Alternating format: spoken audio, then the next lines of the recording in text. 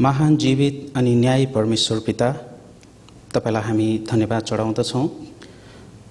आज यहाँ उपस्थित हरेकजनालाई तपाईँ मात्रै साँच्चै नै जीवित परमेश्वर हुनुहुन्छ र तपाईँ सृष्टिकर्ता परमेश्वर हुनुहुन्छ र तपाईले सारा मानिस र यी सारा थोकहरू सृष्टि गर्नुभएको हो भन्ने कुरा बुझ्नको लागि सहायता गरिदिनुहोस्।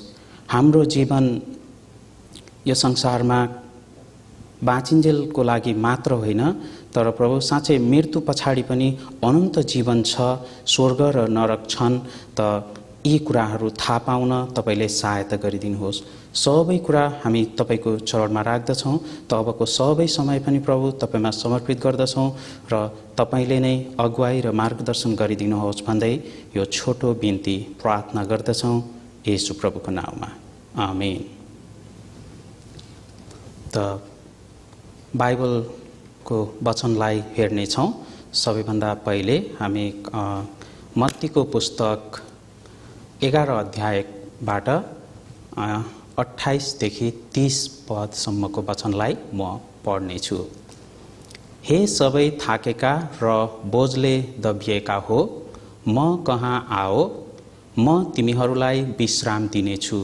मेरो जुवा आफूमाथि ल्याऊ र मसँग सिक, किनभने म विनम्र र कोमल हृदयको छु, अनि तिमीहरूले आफ्ना आत्मामा विश्राम पाउनेछौ, किनकि मेरो जुवा सजिलो छ र मेरो भारी हलुङ्गो छ। साँच्चै नै हामी यो संसारमा जिउँदाखेरि बाँच्दाखेरि विभिन्न प्रकारका बोझ भारी र समस्याहरूले दबिएर समस्याको बीचमा हामीले यो जीवनलाई जिउने गरेका छौँ। त यो संसारमा समस्या नभएको अनि दुःख पीड चिन्ता नभएको मानिस कोही पनि छैन। तपाईहरूलाई कस्तो लाग्छ? साँच्चै नै हामी सबै विभिन्न प्रकारका बोझ र भारीहरूले दबिएका र समस्याले घेरिएका छौँ। कुनै न कुनै बेलामा हामीहरूको मनमा र हाम्रो जीवनमा यस्ता कुराहरू हुने गर्दछन्। त यो कुरा बुझाउनलाई यहाँ मसँग एउटा सानो चित्र छ, त यसलाई हामी हेर्नेछौँ। यो मान्छेको जीवन यो एउटा घोडा जस्तै भारी बोकेर अनि अगाडि देखिएको केही राम्रो एउटा आशामा, एउटा प्रलोभनमा यो घोडा एउटा यो गाजरको लागि दगुरे जस्तै यसरी जाँदै गर्दा एक दिन यो भिरबाट खसेर यसको जिन्दगी सिद्धिए जस्तै तपाईँ हामी मानिस पनि यो घोडा जस्तै छौँ। पैसा, घर, काम यस्तै कुराहरूको बारेमा विचार गर्दै हाम्रो जीवन यो संसारबाट सिद्धिएर जान्छ। साँच्चै नै तपाईँ हाम्रो जीवन यसरी दुःख गरेर अनि यो संसारबाट त्यतिकै हराएर जानलाई मात्रै हो त? हामी यो संसारकै सबैभन्दा उत्कृष्ट प्राणी मानिस भएर साँच्चै नै यसरी दुःखमा र एक दिन मरेर जाँदाखेरि हाम्रो जीवन साँच्चीकै सिद्धिने हो? तपाईहरूले कहिले आफ्नो जीवनको बारेमा विचार गर्नुभएको छ कि साँच्चै मेरो जीवन के हो? किन म यो संसारमा छु? के को लागि म बाँचिरहेको छु? एकचोटि हामीले यी प्रश्नहरूलाई राम्ररी विचार गर्यो भनेदेखि राम्रो हुनेछ। त यसरी परमेश्वर तपाईँ हामीलाई उहाँलाई चिन्न र बुझ्न आग्रह गर्नुहुन्छ। यहाँ प्रेरितको पुस्तक 10 अध्यायको 33 पदमा हेर्यो भनेदेखि यसरी लेखिएको छ, तब मैले तुरुन्तै तपाईँ कहाँ मानिस पठाएँ र तपाईँ कृपापूर्वक आउनुभयो। अब प्रभुबाट तपाईलाई आज्ञा भएका सबै कुराहरू सुन्न हामी सबै परमेश्वरको सामुन्ने यहाँ उपस्थित छौँ। हामी सबै आज यहाँ जति पनि उपस्थित छौँ, हामी सबैजना चाहिँ परमेश्वरको सामुन्ने उपस्थित छौँ। त परमेश्वर संसारैभरि सबै ठाउँमा हुनुहुने सर्वव्यापी परमेश्वर हुनुहुन्छ र आज हामी उहाँ सर्वव्यापी परमेश्वरको उपस्थितिमा आज यहाँ भेला भएका छौँ। त यो परमेश्वरको एउटा इच्छा छ मुख्य गरी। त तपाईँ हामीलाई सृष्टि गर्ने र हामीलाई जीवन दिनुहुने उहाँ परमेश्वर हुनुहुन्छ र उहाँको इच्छा छ। हामी पहिलो तिमोथी 2 अध्यायको 4 पदमा यो कुरालाई देख्न सक्दछौँ। सबै मानिसहरूले मुक्ति पाउन् र तिनीहरू सत्यको ज्ञानमा आउन् भन्ने इच्छा उहाँ गर्नुहुन्छ।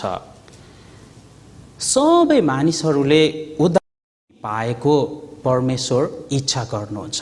तपाईँ हामी सबैजनाले त यो परमेश्वरले तपाईँ हामी सबै मानिसहरूलाई मुक्ति दिएर अनन्तको स्वर्गमा लाने इच्छा गर्नुहुन्छ। र यहाँ हामी विशेष गरी हामी नेपालीहरू र नेपालका मानिसहरूको हाम्रो कुरा गर्नुपर्दाखेरि धेरै देवी देवताहरू छन् र सबैको आफ्नै देवता ईश्वर हुन्छ भनेर यसरी हामीहरू विचार गर्ने गर्दछौँ। तर फरक कुरा चाहिँ के छ त भन्दाखेरि यो बाइबलले बताएको एकजना मात्रै परमेश्वर हुनुहुन्छ। अनि यो परमेश्वर चाहिँ तपाईँ हामीले विचार गरे जस्तो एउटा निश्चित समूह र एउटा जातिको परमेश्वर नभइकन उहाँ चाहिँ संसारभरिका सारा मानिस जातिको परमेश्वर हुनुहुन्छ। रोमीको पुस्तक 3 अध्यायको 29 पदले यो कुरालाई स्पष्ट गरी बताउँदछ के परमेश्वर केवल यहुदीहरूकै मात्र परमेश्वर हुनुहुन्छ र के उहाँ अन्य जातिहरूका परमेश्वर हुनुहुन्न? उहाँ अन्य जातिहरूका परमेश्वर पनि हुनुहुन्छ। विशेष गरी यो बाइबललाई अनि क्रिस्चियन धर्मलाई चाहिँ पश्चिमेलीहरूको विशेष गरी अमेरिकाबाट आएको कि युरोपबाट आएको भनेर यसरी विचार गर्ने गरिन्छ। यो चाहिँ मान्छेको विचार मात्रै हो। बाइबल धर्मशास्त्रले कहिल्यै पनि यसरी बताएको छैन कि यो बाइबलको परमेश्वर चाहिँ एउटा जाति र एउटा समूहको मात्रै परमेश्वर हुनुहुन्छ। उहाँ चाहिँ यो संसारभरिका सबै मानिस, सबै जाति र सबै समुदायको परमेश्वर हुनुहुन्छ। त हामीले यो परमेश्वर साँच्चै नै कस्तो परमेश्वर हुनुहुन्छ र यो परमेश्वरको अगाडि तपाईँ हामीले साँच्चै नै आफूलाई राम्रोसँग चिन्न सक्यौँ, जान्न सक्यौँ भनेदेखि एकदमै राम्रो हुनेछ।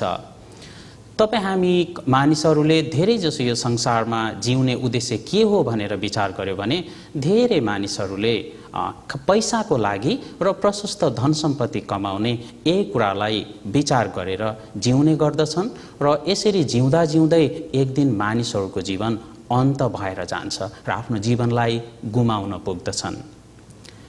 यस्तै एउटा यहाँ बाइबलमा येशू ख्रीष्टले एउटा दृष्टान्त भन्नुभएको छ जुन कुरा आज तपाईँ हामी यहाँ उपस्थित सबैजनासँग एकदमै ठिक प्रकारले मेल खान्छ। त हामी हेर्नेछौँ लुकाको पुस्तक 12 अध्यायको 16 देखि 19 सम्म। यसलाई म पढ्नेछु। लुकाको पुस्तक 12 अध्यायको 16 देखि 19 सम्म। उहाँले तिनीहरूलाई एउटा दृष्टान्त भन्नुभयो। कुनै एकजना धनी मानिसको जमिनमा प्रशस्त उब्जनी भयो। त्यसले मनमा नै गुन्न लाग्यो, मेरो अन्न राख्ने ठाउँ मसित छैन, अब म के गरौँ? तब त्यसले भन्यो, म यसो गर्नेछु, आफ्ना ढिकुटीहरू भत्काएर झन् ठुला ठुला बनाउनेछु र मेरा सबै अनाज र मालसामान त्यहीँ राख्नेछु।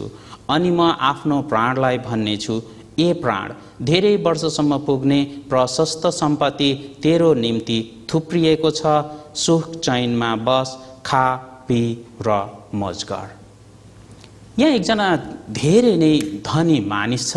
त उसँग यति धेरै धन सम्पत्ति जग्गा जमिन छ कि त्यसबाट उत्पादन भएको अन्न अनाजहरू उसले भण्डार गरेर राख्ने ठाउँसम्म पनि छैन। त्यसकारण उसले भन्दैछ, अब म यति धेरै अन्नहरू कहाँ भण्डार गरेर राखौँ त? अनि उसले धेरै राम्रो विचार गर्यो र अब विचार गर्दैछ, अब म ठुला ठुला भण्डारहरू बनाउने छु र यो सबै अनाजहरू त्यहाँ जम्मा गरेर राख्नेछु। अनि कुनै पनि खानको लाउनको कुनै कुराको पनि मलाई चिन्ता गर्नु पर्दैन, किनभने मसँग सधैँ अनि प्रशस्त गरी यो खान पुग्ने अन्नहरू चाहिँ फलेको छ। यदि यो धनी मानिस जस्तै आज तपाईँ हामी हुन्छौँ भने कति राम्रो छ होला। तपाईँ हामीले अहिलेसम्म चाहेको कुरा पनि यही हो कि साँच्चै नै हामी यस्तै प्रशस्त गरी धन सम्पत्ति, रुपियाँ पैसा, घर गाडी सबै कुरा प्राप्त भएको चाहन्छौँ। हामी सबैको इच्छा यही हो। हामी यस्तै नै विचार गर्दछौँ र यही कुरा प्राप्त गर्नको लागि अहिलेसम्म हामी एकदमै दुःख र मेहनत उठाएर जीवन जिइरहेका छौँ। सांसारिक दृष्टिकोणले अथवा मानवीय दृष्टिकोणले हेर्ने हो भनेदेखि यो मानिस साँच्चै नै भाग्यमानी देखिन्छ। यदि तपाईँ हामी पनि यो व्यक्ति जस्तै हुन्छौँ भने साँच्चै कति राम्रो हुन्छ होला। तपाईँ हामी सबैजना यस्तै बन्न चाहन्छौँ। तर साँच्चै नै परमेश्वरको दृष्टिकोणमा के यो मानिस साँच्चीकै भाग्यमानी छ? साँच्चै नै परमेश्वरको दृष्टिकोणमा यो मानिस कस्तो छ त? परमेश्वरको जवाफ यो मानिसलाई के छ? हामी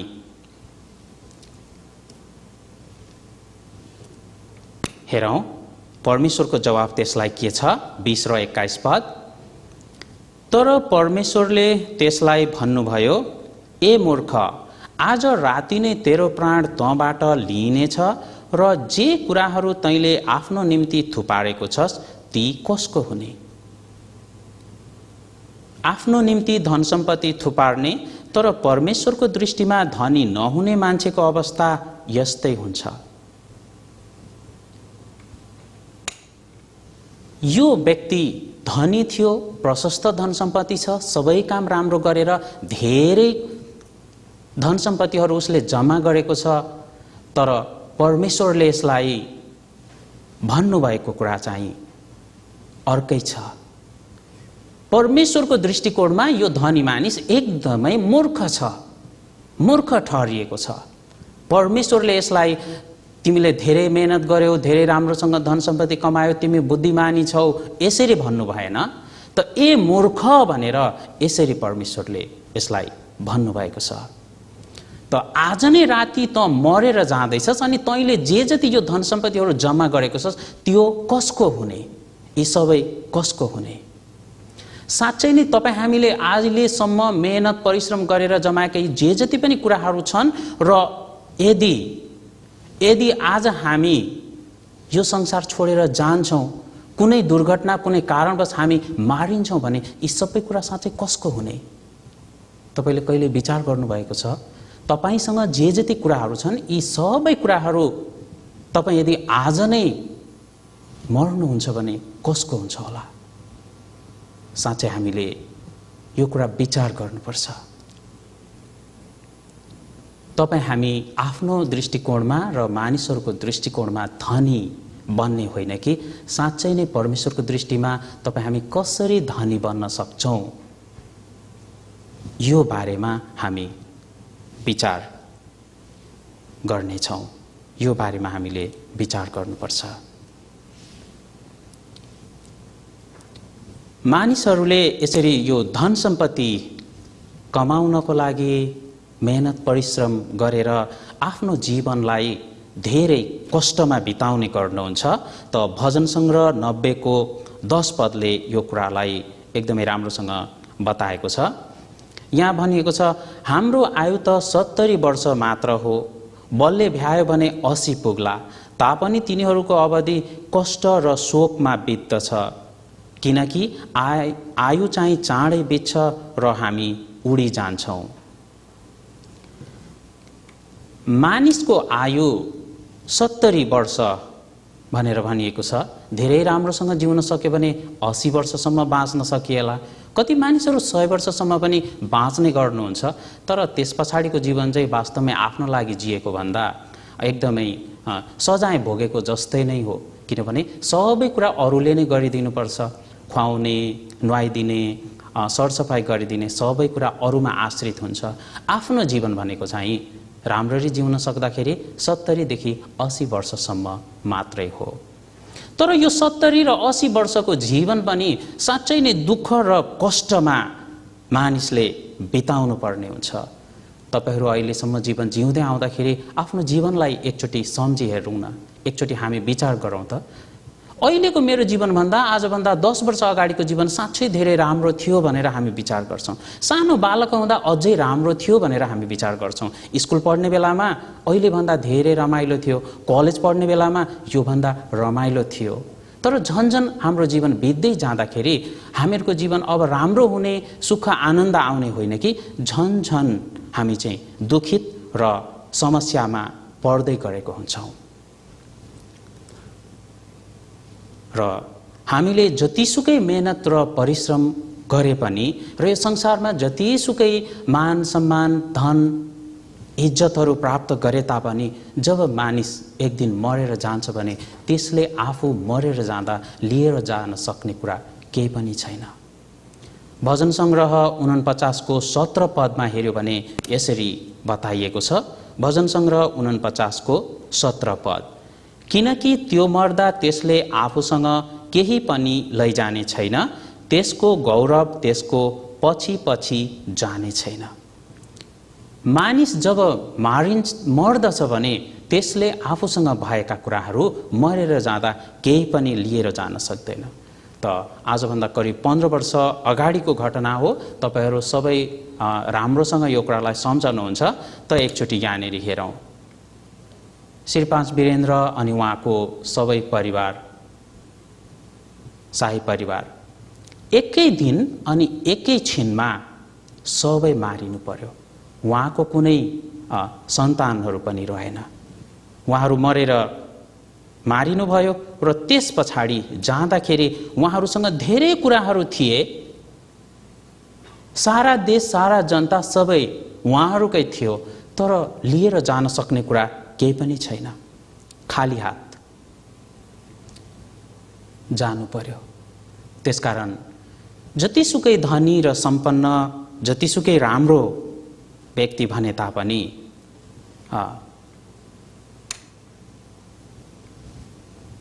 मरेर जाँदाखेरि लिएर जान सक्ने कुरा साँच्चै के छ हामीसँग? आफैलाई सोध्नुहोस् कि मसँग के छ? यसरी दुःखै दुःखमा यसरी जीवन बिताएर मेहनत परिश्रम गर्दै गर्दै गर्दै गर्दै यसरी जीवन जिउँदै जिउँदै एक दिन हामी मर्न पुग्दछौँ। त दुःख गर्दा गर्दा हेर्नुहोस् यो अनुहारलाई। यहाँ उपदेशक 5 अध्यायको 15ले के भन्छ? मानिस आमाको गर्भबाट नाङ्गै आउँछ र जसरी आउँछ त्यसरी नै त्यो फर्किजान्छ। त्यसले आफ्नो परिश्रमबाट आफ्नो हातमा लान सक्ने केही लैजाँदैन। हामी जसरी आमाको कोखबाट नाङ्गै जन्मेर आयौँ, खाली हात आयौँ, अनि त्यसै गरी नाङ्गै र खाली हात नै हामी फर्केर जानु पर्दछ।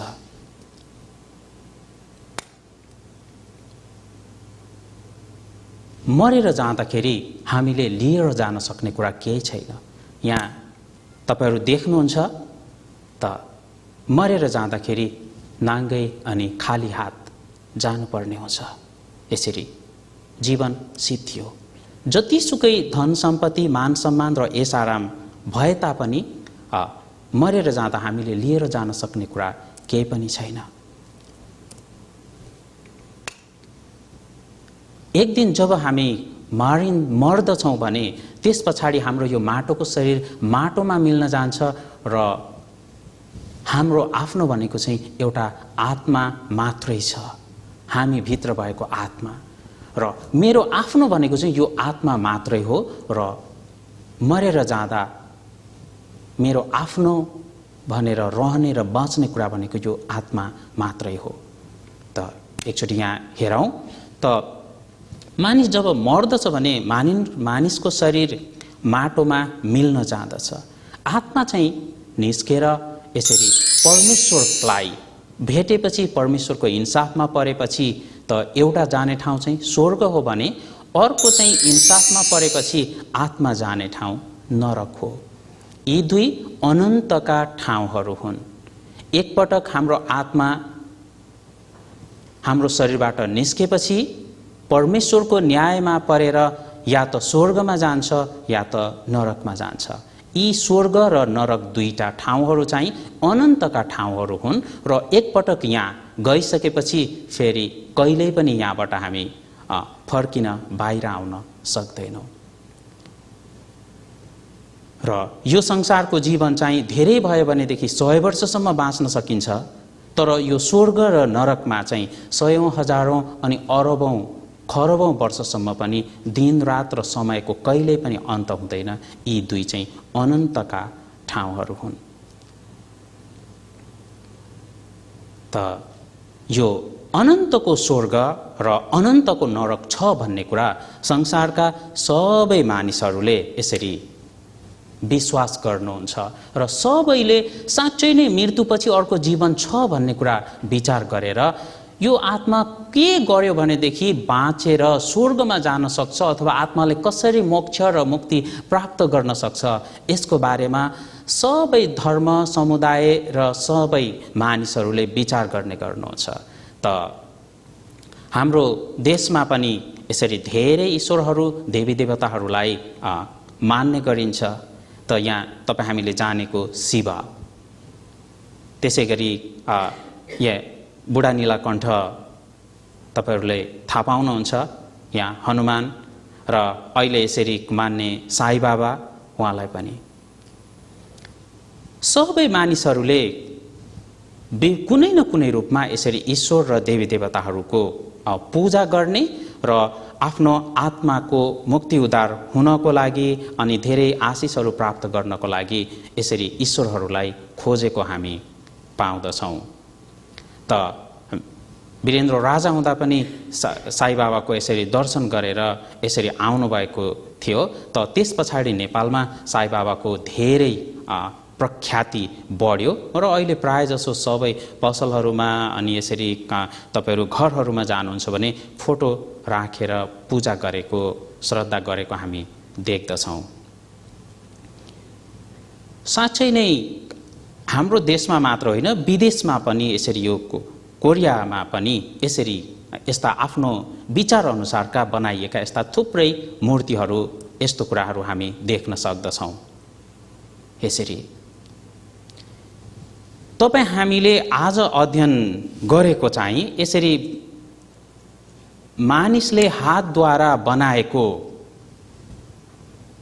मूर्तिहरू अथवा कुनै ईश्वरहरू अथवा कुनै चित्रहरूको कुरा हामीले गरेको होइन।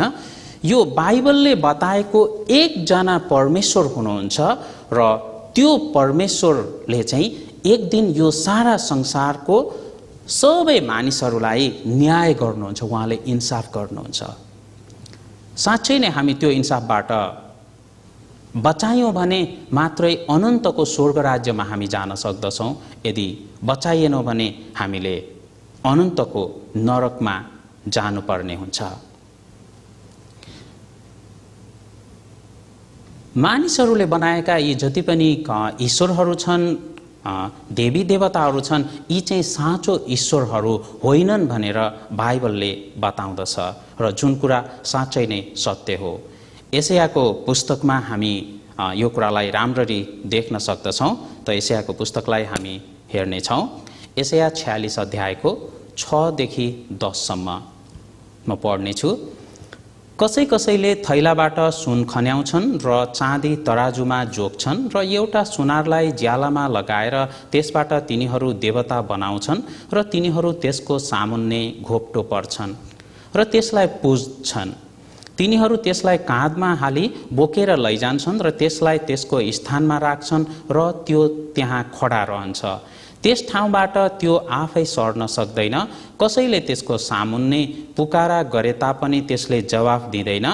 त्यसले त्यसको दुःखदेखि बचाउन सक्दैन। हे भागी हो, यस कुरालाई सम्झ र मनमा दृढ पार र हृदयमा राख। अघि अघिका पुराना कुराहरूलाई सम्झ।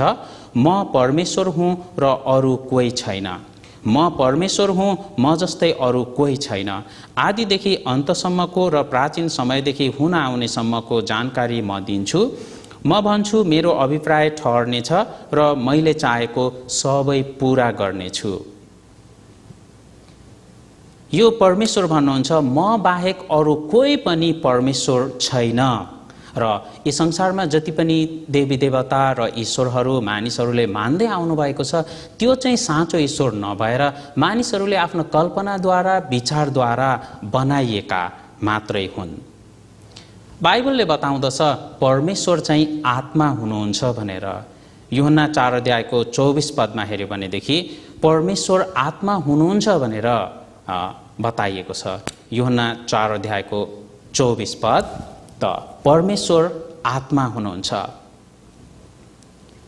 परमेश्वर आत्मा हुनुभएको कारणले मानिसले कहिल्यै परमेश्वरलाई देख्न सक्दैन र देखेको पनि छैन।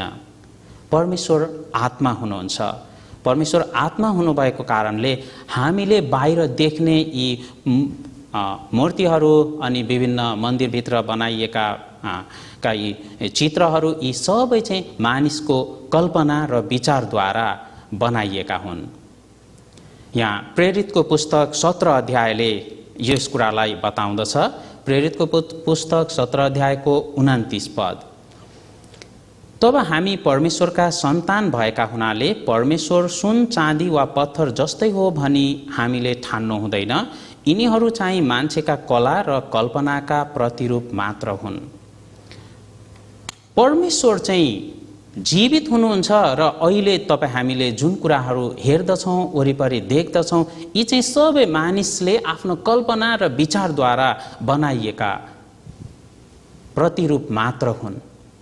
साँचो परमेश्वर यिनीहरू होइनन्। किनभनेदेखि कसैले विचार गरे देवी देवताको 4वटा हात हुनुपर्छ, त्यसकारण अब यसरी अब 4वटा हात भएको बनाए। कसैलाई यसरी धेरै टाउकोहरू भएको हुनसक्छ, धेरै मुखहरू भएको हुनसक्छ, त यसरी विचार गरेर बनाए। त यो चाहिँ हरेक मानिसहरूले आफ्नो विचार अनुसार जस्तो मन लाग्छ उहाँहरूलाई परमेश्वर यस्तो हुनुहुन्छ होला, परमेश्वर त्यस्तो हुनुहुन्छ होला, यो विचार गरेर मानिसहरूले आफ्नो विचारद्वारा बनाएका यी चाहिँ कला र कल्पनाका यी प्रतिरूपहरू मात्र हुन्।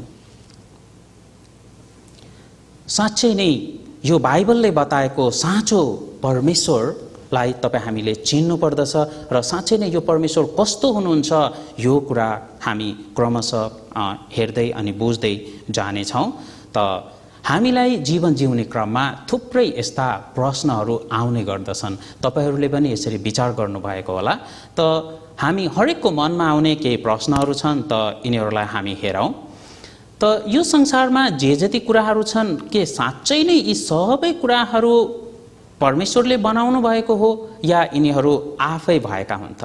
त्यस्तै साँच्चै तपाईँ हामी मानिसहरूसँग आत्मा छ अनि साँच्चै नै हामीले सुन्दै आएको कुरा ठाउँहरू स्वर्ग र नरक पनि साँच्चीकै छन्?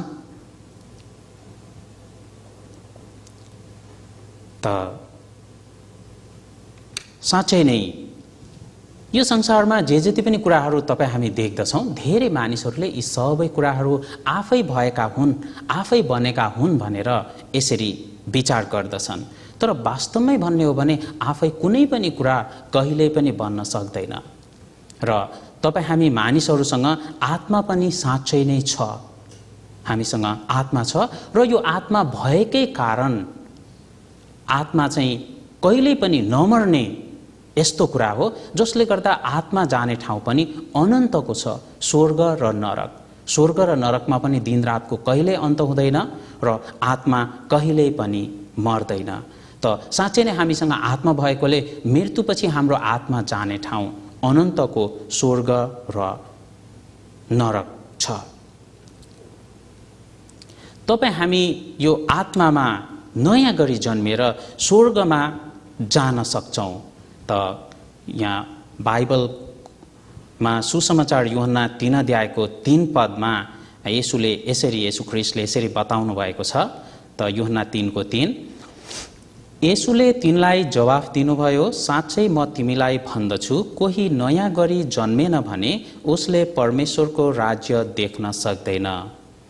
तपाईँ हामी अनन्तको स्वर्ग राज्यमा जानको लागि बाइबलले हामीलाई नयाँ गरी जन्मिनु पर्छ भनेर यसरी बताएको छ। र यो नयाँ गरी जन्मिने भन्ने कुरा चाहिँ शारीरिक कुरा नभएर आत्मिक कुरा हो र तपाईँ आत्मामा नयाँ गरी जन्मिन सक्नुहुन्छ अनि तपाईँ अनन्तको स्वर्ग राज्यमा जान सक्नुहुन्छ। यो संसारमा धेरै मानिसहरू छन् जसले अनन्त जीवनलाई खोजिरहेका छन्। हाम्रो वरपर पनि विभिन्न आफ्नो घरबार सबै छोडेर पनि मुक्तिको खोजीमा हिँडेका ऋषिमुनिहरू अनि साधु सन्तहरू अनि जीवन अलिकति बुढो हुँदै गएपछि यसरी धर्मकर्म गर्दै गया काशी धामतिर जाने अनि तीर्थव्रत गर्ने हाम्रो हजुरबुवा हजुरआमा बुवा आमाहरू सबैलाई हेर्नुहोस् त, एउटा समय आउँछ अनि त्यतिखेर सबै मानिसले आफ्नो आत्माले कसरी मुक्ति पाउँछ, कसरी अब यो नरकदेखि बचाइएर स्वर्गमा जान सकिन्छ होला, यस्ता विचार गरेर यहाँबाट छुटकारा पाउनलाई धेरै कोसिस गरेको हामी पाउँदछौँ। त सबैले नै अनन्त जीवनलाई खोजेको हामी पाउँदछौँ।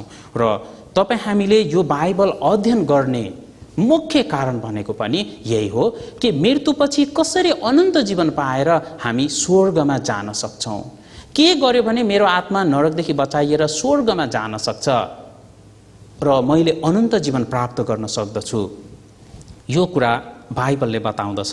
र आज तपाईँ हामी जतिजना यहाँ उपस्थित छौँ र हामी बाइबल सेमिनारमा यो बाइबल अध्ययन गरिरहेका छौँ र यो बाइबल अध्ययन गर्नेको एउटै अनि प्रमुख उद्देश्य भन्नु पर्यो भनेदेखि चाहिँ आफ्नो आत्मालाई कसरी बचाएर स्वर्गमा लान सकिन्छ, यो कुरा हामीलाई यो बाइबल धर्मशास्त्रले पक्का गरी बताउँदछ। र यसलाई तपाईँ हामीले बुझ्दछौँ भने निश्चय नै तपाईँ हामी बचाइएर स्वर्गमा जान सक्छौँ र अनन्त जीवन प्राप्त गर्न सक्छौँ। हामीले बाइबल अध्ययन गर्ने उद्देश्य पनि यही हो। त हामी सबैले यो यूहन्ना 5 अध्यायको 39 पदलाई पढ्नेछौँ। सुसमाचार यूहन्ना 5 अध्यायको 39 पद हुन्छ, यसलाई सँगै पढौँ। तिमीहरू धर्मशास्त्रमा खोजी गर्दछौ किनभने त्यहाँ अनन्त जीवन पाइन्छ भनी तिमीहरू ठान्छौ, मेरो विषयमा गवाई दिने तिनै धर्मशास्त्र हुन्। तपाईँ हामीले यो बाइबल धर्मशास्त्रलाई अध्ययन गर्ने र यो सेमिनारमा आएर बुझ्ने कुरा पनि यही हो कि कसरी तपाईँ हामी अनन्त जीवन पाएर स्वर्गमा जान सक्छौँ। त यो अनन्त जीवन कसरी पाउन सकिन्छ भन्ने कुरा यो बाइबल धर्मशास्त्रले बताउँदछ। त यही कुरा हामी सिक्नेछौँ, यही कुरालाई हामी बुझ्नेछौँ। परमेश्वर अदृश्य हुनुहुन्छ। परमेश्वरलाई अहिलेसम्म कसैले कहिल्यै देखेको छैन र यो संसारमा हाम्रो आँखाले देख्न सक्ने भन्दा देख्न नसक्ने अरू थुप्रै कुराहरू छन्। त जस्तो कि यहाँ दृश्य कुराहरू, हाम्रो आँखाले देख्न सक्ने कुराहरू चाहिँ थोरै 22% मात्र छन् भने आँखाले देख्न नसकिने कुराहरू चाहिँ अझ बढी 78% छन्। त हाम्रो आँखाले देख्न सक्ने कुराहरू चाहिँ सूर्य, ताराहरू, पृथ्वी, वनस्पति, जनावर र यी मानिसहरू, यस्तो कुराहरूलाई हाम्रो आँखाले देख्न सक्दछ भने हाम्रो आँखाले देख्न नसक्ने अरू थुप्रै कुराहरू छन्। जस्तै तत्त्वहरू, हावा, तरङ्ग, आवाज, शक्ति, प्रेम, मानिसको हृदय अनि परमेश्वर, यी कुराहरूलाई हाम्रो आँखाले देख्न सक्दैन। त हाम्रो आँखाले कुनै कुरालाई देखेन भन्दैमा त्यो कुरा छैन भनेर विचार गर्नु चाहिँ ठिक कुरा होइन। साँच्चै नै हाम्रो आँखाले देख्न नसके तापनि यो संसारमा त्यस्ता थुप्रै कुराहरू छन्, अदृश्य कुराहरू। त यो अदृश्य कुराहरूलाई तपाईँ हामी कसरी देख्न सक्छौँ त यहाँ हेरौँ एकचोटि। त यहाँनिर एउटा आवाज, यो सानो गुडिया छ, त यहाँ तपाईँहरू सुन्नुहुन्छ यो त सानो यो गुडिया कुकुर भुकिरहेको हामी। त यो आवाजलाई तपाईँ हामी देख्दैनौँ, तर यो आवाजलाई हामी हाम्रो कानद्वारा सुन्न सक्छौँ। त यहाँ तपाईँहरू देख्नुहुन्छ यहाँनिर फुलहरू छन्। त यो फुलको बास्नालाई तपाईँ हाम्रो आँखाले देख्न सक्दैन, तर हाम्रो नाकले सुँघेर थाहा पाउन सक्छ। यहाँ खानेकुरा छ, त यो खानेकुरा हेरेर हामी अब कस्तो छ यसको स्वाद हामी थाहा पाउन सक्दैनौँ, तर हाम्रो जिब्रोले यो खानाको स्वादलाई थाहा पाउन सक्छ। त्यस्तै परमेश्वरलाई पनि हाम्रो आँखाले देख्न सक्दैन, तर यो परमेश्वरलाई तपाईँ हामी यो बाइबलद्वारा हेर्दछौँ भनेदेखि साँच्चै परमेश्वर कस्तो हुनुहुन्छ यो कुरा हामी थाहा पाउन सक्छौँ। र अब साँच्चै नै अबदेखि हामी यो बाइबललाई अध्ययन गर्नेछौँ। तपाईँ हाम्रो आँखाले नदेखेको परमेश्वरलाई कसरी हामी जान्न सक्छौँ र कसरी थाहा पाउन सक्छौँ यो कुरा जान्नको लागि हामी अब बाइबललाई त हेर्नेछौँ। अदृश्य परमेश्वरलाई कसरी देख्न सकिन्छ त? हामी मानिसहरूको आँखा चाहिँ अपूर्ण छ र यो अपूर्ण आँखाले हामी परमेश्वरलाई देख्न सक्दैनौँ।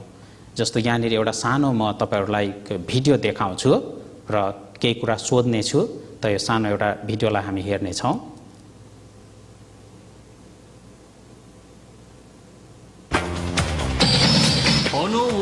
यहाँ तपाईहरू देख्नुहुन्छ दुईटा टुक्राहरूलाई, त कुन ठुलो छ? यो हरियो ठुलो छ, तलको सेतो ठुलो छ? निश्चय नै सेतो ठुलो छ। तर यो ठुलो सेतोलाई अब यसरी हामी माथि राखौँ, अब कुन ठुलो भयो? अहिले हामी अघि ठुलो देखिएको यो सेतो टुक्रा सानो भयो अनि सानो देखिएको हरियो चाहिँ ठुलो छ। त हाम्रो आँखाले कहिले सेतो ठुलो छ भन्छ त कहिले हरियो ठुलो छ भन्छ। त अझै यसो गरौँ,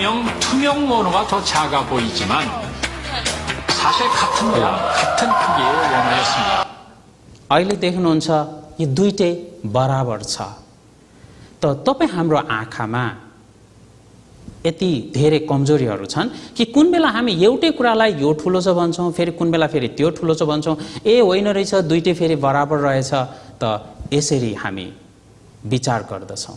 परिस्थिति अनुसार हाम्रो आँखाले सधैँ अर्कै कुराहरू देख्छ र ठिक जानकारी दिन सक्दैन। त यस्तो कमजोर आँखा लिएर तपाईँ हामी यो परमेश्वरलाई देख्न सक्दैनौँ। त यो परमेश्वरलाई देख्न सक्ने उपायहरू छन्। पहिलो कुरा चाहिँ यो परमेश्वरलाई थाहा पाउन सक्ने उपाय चाहिँ विवेक हो। त्यस्तै अर्को चाहिँ परमेश्वरले सृष्टि गर्नुभएको यो विश्व ब्रह्माण्डद्वारा अनि यो संसारमा मानव इतिहासमा घटेका ऐतिहासिक सत्य तथ्य घटनाहरूद्वारा र परमेश्वरले चुन्नुभएको एउटा इस्राएली जाति छन्, त यो इस्राएली मानिसहरूद्वारा हामी परमेश्वरलाई थाहा पाउन सक्छौँ।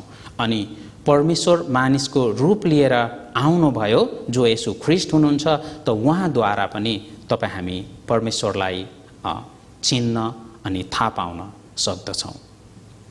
त यहाँ अझै एकचोटि रमाइलो छ, यहाँनिर हेरौँ। तपाईँहरू यहाँनिर देख्न सक्नुहुन्छ के को चित्रलाई देख्दै हुनुहुन्छ यहाँ? त यहाँ हेऱ्यो भनेदेखि एउटा भ्यागुताको चित्र छ। त यो अहिले भ्यागुताको चित्रलाई अब अलिकति म घुमाइदिन्छु, फेरि तपाईँहरूले हेर्नुहोस्। हुन्छ, यसलाई म फेरि यहाँ देखाउने छु। त यहाँनिर एउटा यो भ्यागुताको चित्र छ। त तपाईँहरूले पनि भ्यागुता नै देखिरहनु भएको छ। त अब यसलाई अलिकति म घुमाउँछु। अब हेर्नुहोस् त यो केमा परिवर्तन भयो? घोडा। त एउटै चित्र हो, त एउटा अवस्थामा एउटा देख्दछौँ भने अर्को अवस्थामा चाहिँ हामी फेरि त्यसलाई अर्कै देख्दछौँ। हामीलाई हाम्रो आँखाले यसरी सधैँ ठिक जवाफ दिन सक्दैन। त्यसकारण परमेश्वरलाई पनि तपाईँ हामीले यो कमजोर आँखाद्वारा म हेर्छु र देख्छु अनि थाहा पाउँछु भन्नु चाहिँ ठिक कुरा होइन। त परमेश्वरलाई थाहा पाउन सक्ने उपाय चाहिँ परमेश्वरले हामीलाई एउटै मात्र दिनुभएको छ अनि त्यो चाहिँ यो बाइबल हो। यो बाइबलद्वारा हामी परमेश्वरलाई थाहा पाउन सक्दछौँ। त यूहन्ना 1 अध्यायको 1 पदमा यसरी लेखिएको छ, यूहन्ना 1:1, आदिमा वचन हुनुहुन्थ्यो, वचन परमेश्वरसँग हुनुहुन्थ्यो अनि वचन परमेश्वर हुनुहुन्थ्यो। बाइबलले परमेश्वर यस्तो हुनुहुन्छ, त्यस्तो हुनुहुन्छ, कस्तो रूपको हुनुहुन्छ यो कुरा बताएको छैन। किनभने अघि हामीले हेर्यौं परमेश्वर चाहिँ आत्मा हुनुहुन्छ र आत्मालाई हाम्रो आँखाले देख्न सक्दैन। त्यसकारण परमेश्वरलाई थाहा पाउन सक्ने एउटै उपाय भनेको चाहिँ यो बाइबल हो र परमेश्वर अहिले तपाईँ हामीसँग यो बाइबलमा लेखिएको वचनको रूपमा हाम्रो अगाडि हुनुहुन्छ।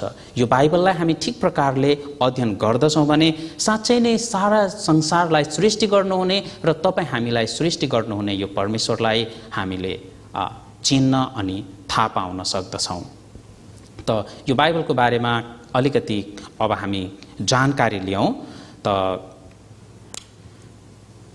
यो बाइबल आजभन्दा करिब 3500 वर्ष अगाडि लेख्न सुरु गरियो र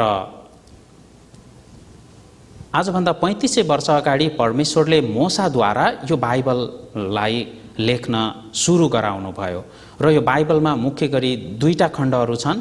येशू ख्रीष्ट आउनुभन्दा अगाडि लेखिएको बाइबललाई पुरानो करार भनिन्छ भने येशू ख्रीष्ट आइसकेपछि लेखिएको बाइबललाई चाहिँ नयाँ करार भनेर भनिन्छ। यो बाइबल लेख्नलाई जम्मा 1600 वर्ष लागेको छ। पुरानो करार लेख्न 1500 वर्ष अनि नयाँ करार लेख्नलाई 100 वर्ष, जम्मा 1600 वर्ष। त्यसै गरी यो बाइबलभित्र पुरानो करारमा 39 वटा पुस्तकहरू छन् भने नयाँ करारमा 27 गरेर जम्मा 66 वटा पुस्तकहरू छन्। त साँच्चै नै यो बाइबल यति 3500 वर्ष अगाडिदेखि नै लेख्न सुरु गरिएको हो अनि साँच्चै नै यो बाइबल मानिसहरूले लेखेको होइन, परमेश्वरद्वारा नै लेख्न लगाइएको हो भनेर तपाईँ हामी कसरी थाहा पाउन सक्छौँ त? बाइबलले तपाईँ हामीलाई यसको बारेमा स्पष्ट प्रमाणहरू दिदछ। यो बाइबलमा थुप्रै यस्ता व्यक्तिहरू हुनुहुन्छ जसलाई परमेश्वरले प्रयोग गर्नुभयो र परमेश्वरले तिनीहरूलाई यो बाइबल लेख्न लगाउनु भयो आफ्नो वचन। त यहाँ हामी बाइबलभित्रबाट केही खण्डहरू म तपाईँहरूको अगाडि यहाँ देखाउनेछु। त यसलाई हेर्छौँ भनेदेखि साँच्चै नै यो बाइबल कसरी लेखियो, कसरी तयार भयो यो कुरा बुझ्न सजिलो हुन्छ। आउनुहोस् हामी त्यसलाई हेर्नेछौँ। पहिले हामी यिर्मया 30 अध्यायको 1 र 2 लाई हेरौँ। यहाँ तपाईँहरूले देख्नुभएको यो यिर्मया अनि यहाँ इजिकियल, योना, सपन्या, जकरिया यो चाहिँ तपाईँ हामी जस्तै मानिसहरूको नाम हो। तपाईँ हामी जस्तै यी मानिसहरू हुन्, परमेश्वरले उपयोग गर्नुभएको व्यक्तिहरू। यिर्मया आजभन्दा करिब 2500 वर्ष अगाडिको मानिस हुन्। त यिर्मयालाई परमेश्वरले यसरी भन्नुभयो, परमप्रभुबाट यिर्मया कहाँ आएको वचन यही हो। परमप्रभु इस्राएलका परमेश्वर यसो भन्नुहुन्छ, मैले तँलाई भनेका सबै कुरा एउटा पुस्तकमा लेख। परमेश्वरले यिर्मयालाई जे जति कुरा भन्नुभयो, परमेश्वर भन्नुहुन्छ यिर्मया मैले तँलाई भनेका सबै कुरा एउटा पुस्तकमा लेख भनेर उहाँले भन्नुभयो। अनि यिर्मयाले लेखे। त्यो पुस्तकलाई चाहिँ यिर्मयाको पुस्तक भनेर यहाँ बाइबलमा राखिएको छ। त त्यो एउटा यिर्मयाको पुस्तक भयो। त्यसै गरी परमेश्वरले इजिकियल अगमवक्तालाई पनि लेख्नको लागि लगाउनु भयो अनि योना, सपन्या, जकरिया यसरी सबैलाई। त यहाँनिर हेरौँ, सबै कुरालाई हेर्नुहुन्छ भने एउटा समान कुरा तपाईँ हामी यहाँ देख्छौँ। इजिकियल लेख्दछन्, परमप्रभुको वचन बुझीको छोरो इजिकियल पुजारी कहाँ आयो। योना पनि त्यसै भन्दछन्, परमप्रभुको यो वचन अमितैका छोरा योना कहाँ आयो। सपन्या 1:1 कुशीका छोरा सपन्या कहाँ परमप्रभुको यो वचन आयो। जकरिया 1:1 परमप्रभुको यो वचन इद्दोका नाति बेरेक्याका छोरा जकरिया अगमवक्ता कहाँ आयो। यहाँ तपाईँहरू हेर्नुहुन्छ भने मिल्ने कुरा एउटा छ कि परमेश्वरको वचन इजिकियल कहाँ आयो, परमेश्वरको वचन योना कहाँ आयो, परमेश्वरको वचन सपन्या कहाँ आयो अनि परमेश्वरको वचन जकरिया कहाँ आयो। यी यिर्मया, जकरिया, सपन्या यी व्यक्तिहरूले आफ्नो विचार र आफ्नो इच्छाद्वारा यदि यो बाइबल लेखेको हो भने परमेश्वरले मलाई यो भन्नुभयो, परमेश्वरले मलाई त्यो भन्नुभयो भनेर यसरी भनिराख्नु आवश्यक छैन। उहाँहरूले परमेश्वरको तर्फबाट लेखेको हुनाले सबै यी अगमवक्ताहरू भन्नुहुन्छ परमेश्वरले मलाई यो भन्नुभयो, परमेश्वरले मलाई त्यो भन्नुभयो। त साँच्चै नै यो बाइबल चाहिँ मानिसको इच्छाद्वारा लेखिएको होइन। यहाँ पत्रुसको पुस्तकमा हामी देख्न सक्छौँ, दोस्रो पत्रुस 1 अध्यायको 20 र 21 पदलाई हेर्यो भने यसरी बताइएको छ, किनकि मानिसको इच्छाबाट कुनै अगमबाणी आएन, तर पवित्र आत्माबाट प्रेरणा पाएर मानिसहरूले परमेश्वरको तर्फबाट बोलेका हुन्। यो बाइबल मान्छेको इच्छाद्वारा लेखिएको पुस्तक होइन, तर मानिसहरूले परमेश्वरको आत्माद्वारा, परमेश्वरद्वारा सुनेर अनि परमेश्वरको तर्फबाट मानिसहरूले लेखेका हुन्। त्यसकारण यो बाइबलमा जति पनि कुराहरू छन् मानिसको होइन, परमेश्वरले भन्नुभएको कुराहरू छ। र साँच्चै नै यहाँ भनिएका कुराहरू परमेश्वरले नै भन्नुभएको कुरा हो, हामी कसरी थाहा पाउन सक्छौँ त? हामीले त देखेको छैन।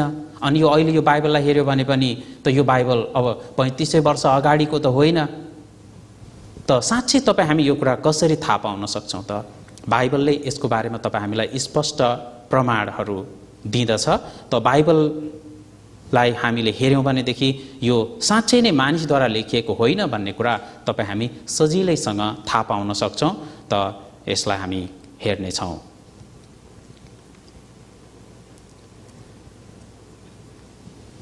बाइबललाई अब हामी हेरौँ, बाइबल साँच्चै सबभन्दा सुरुमा कसरी सुरु भएको छ र बाइबलमा परमेश्वरले के कुरा बताउनु भएको छ।